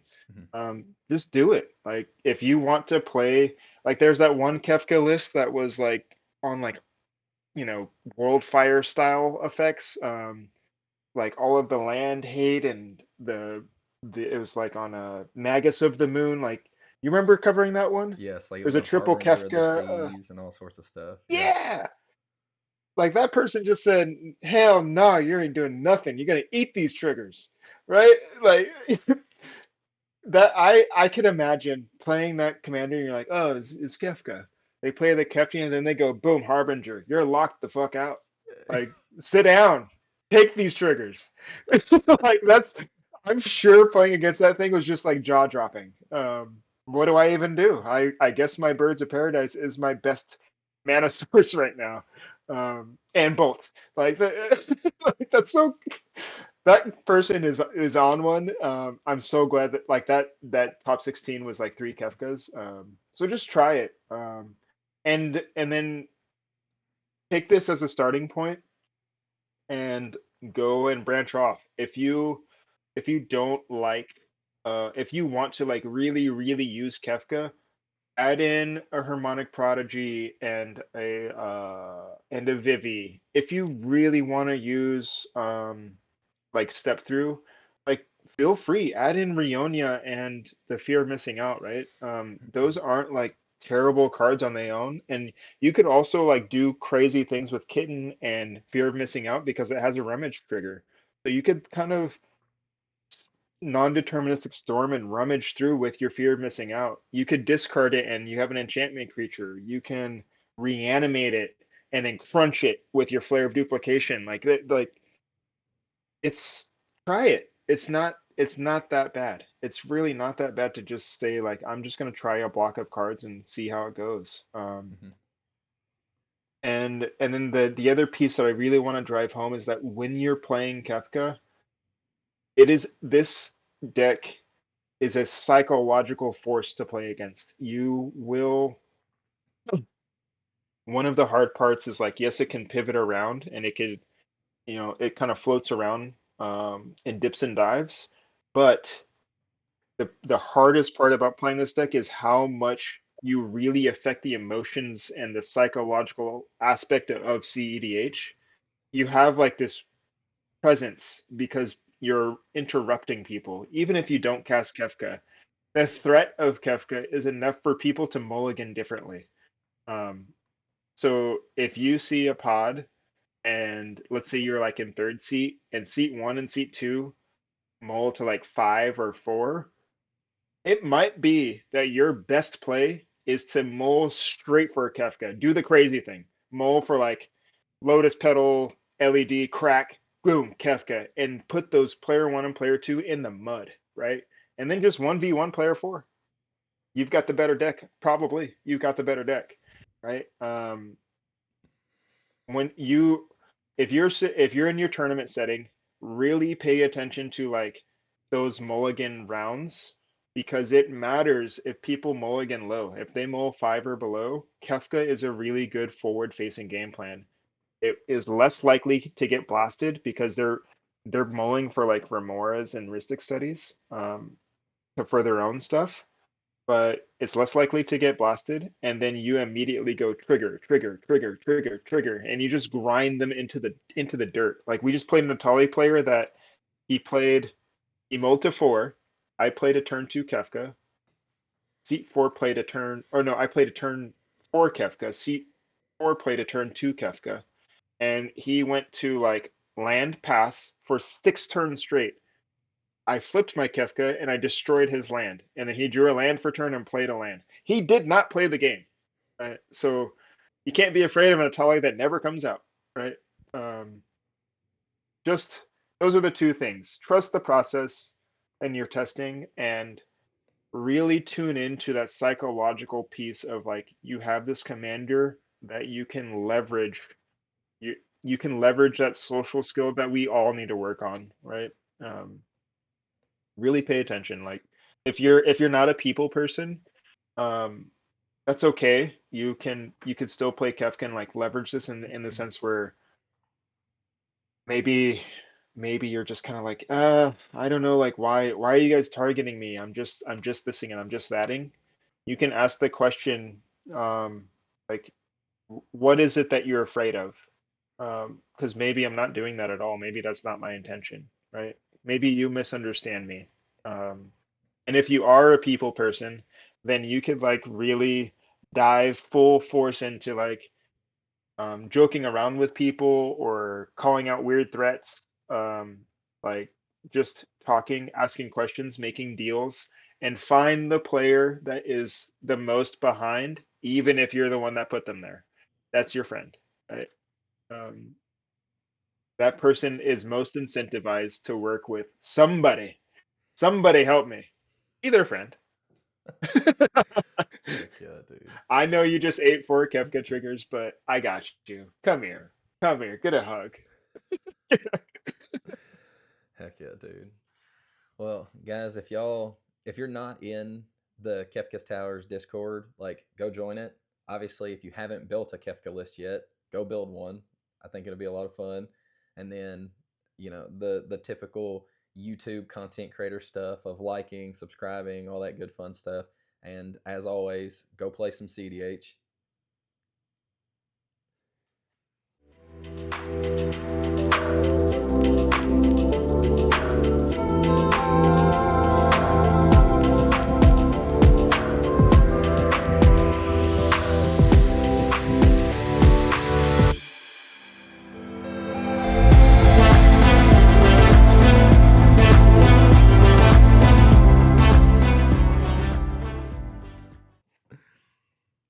Heck yeah, brother. I think that turned out really, really good, honestly. Yeah, that's fun.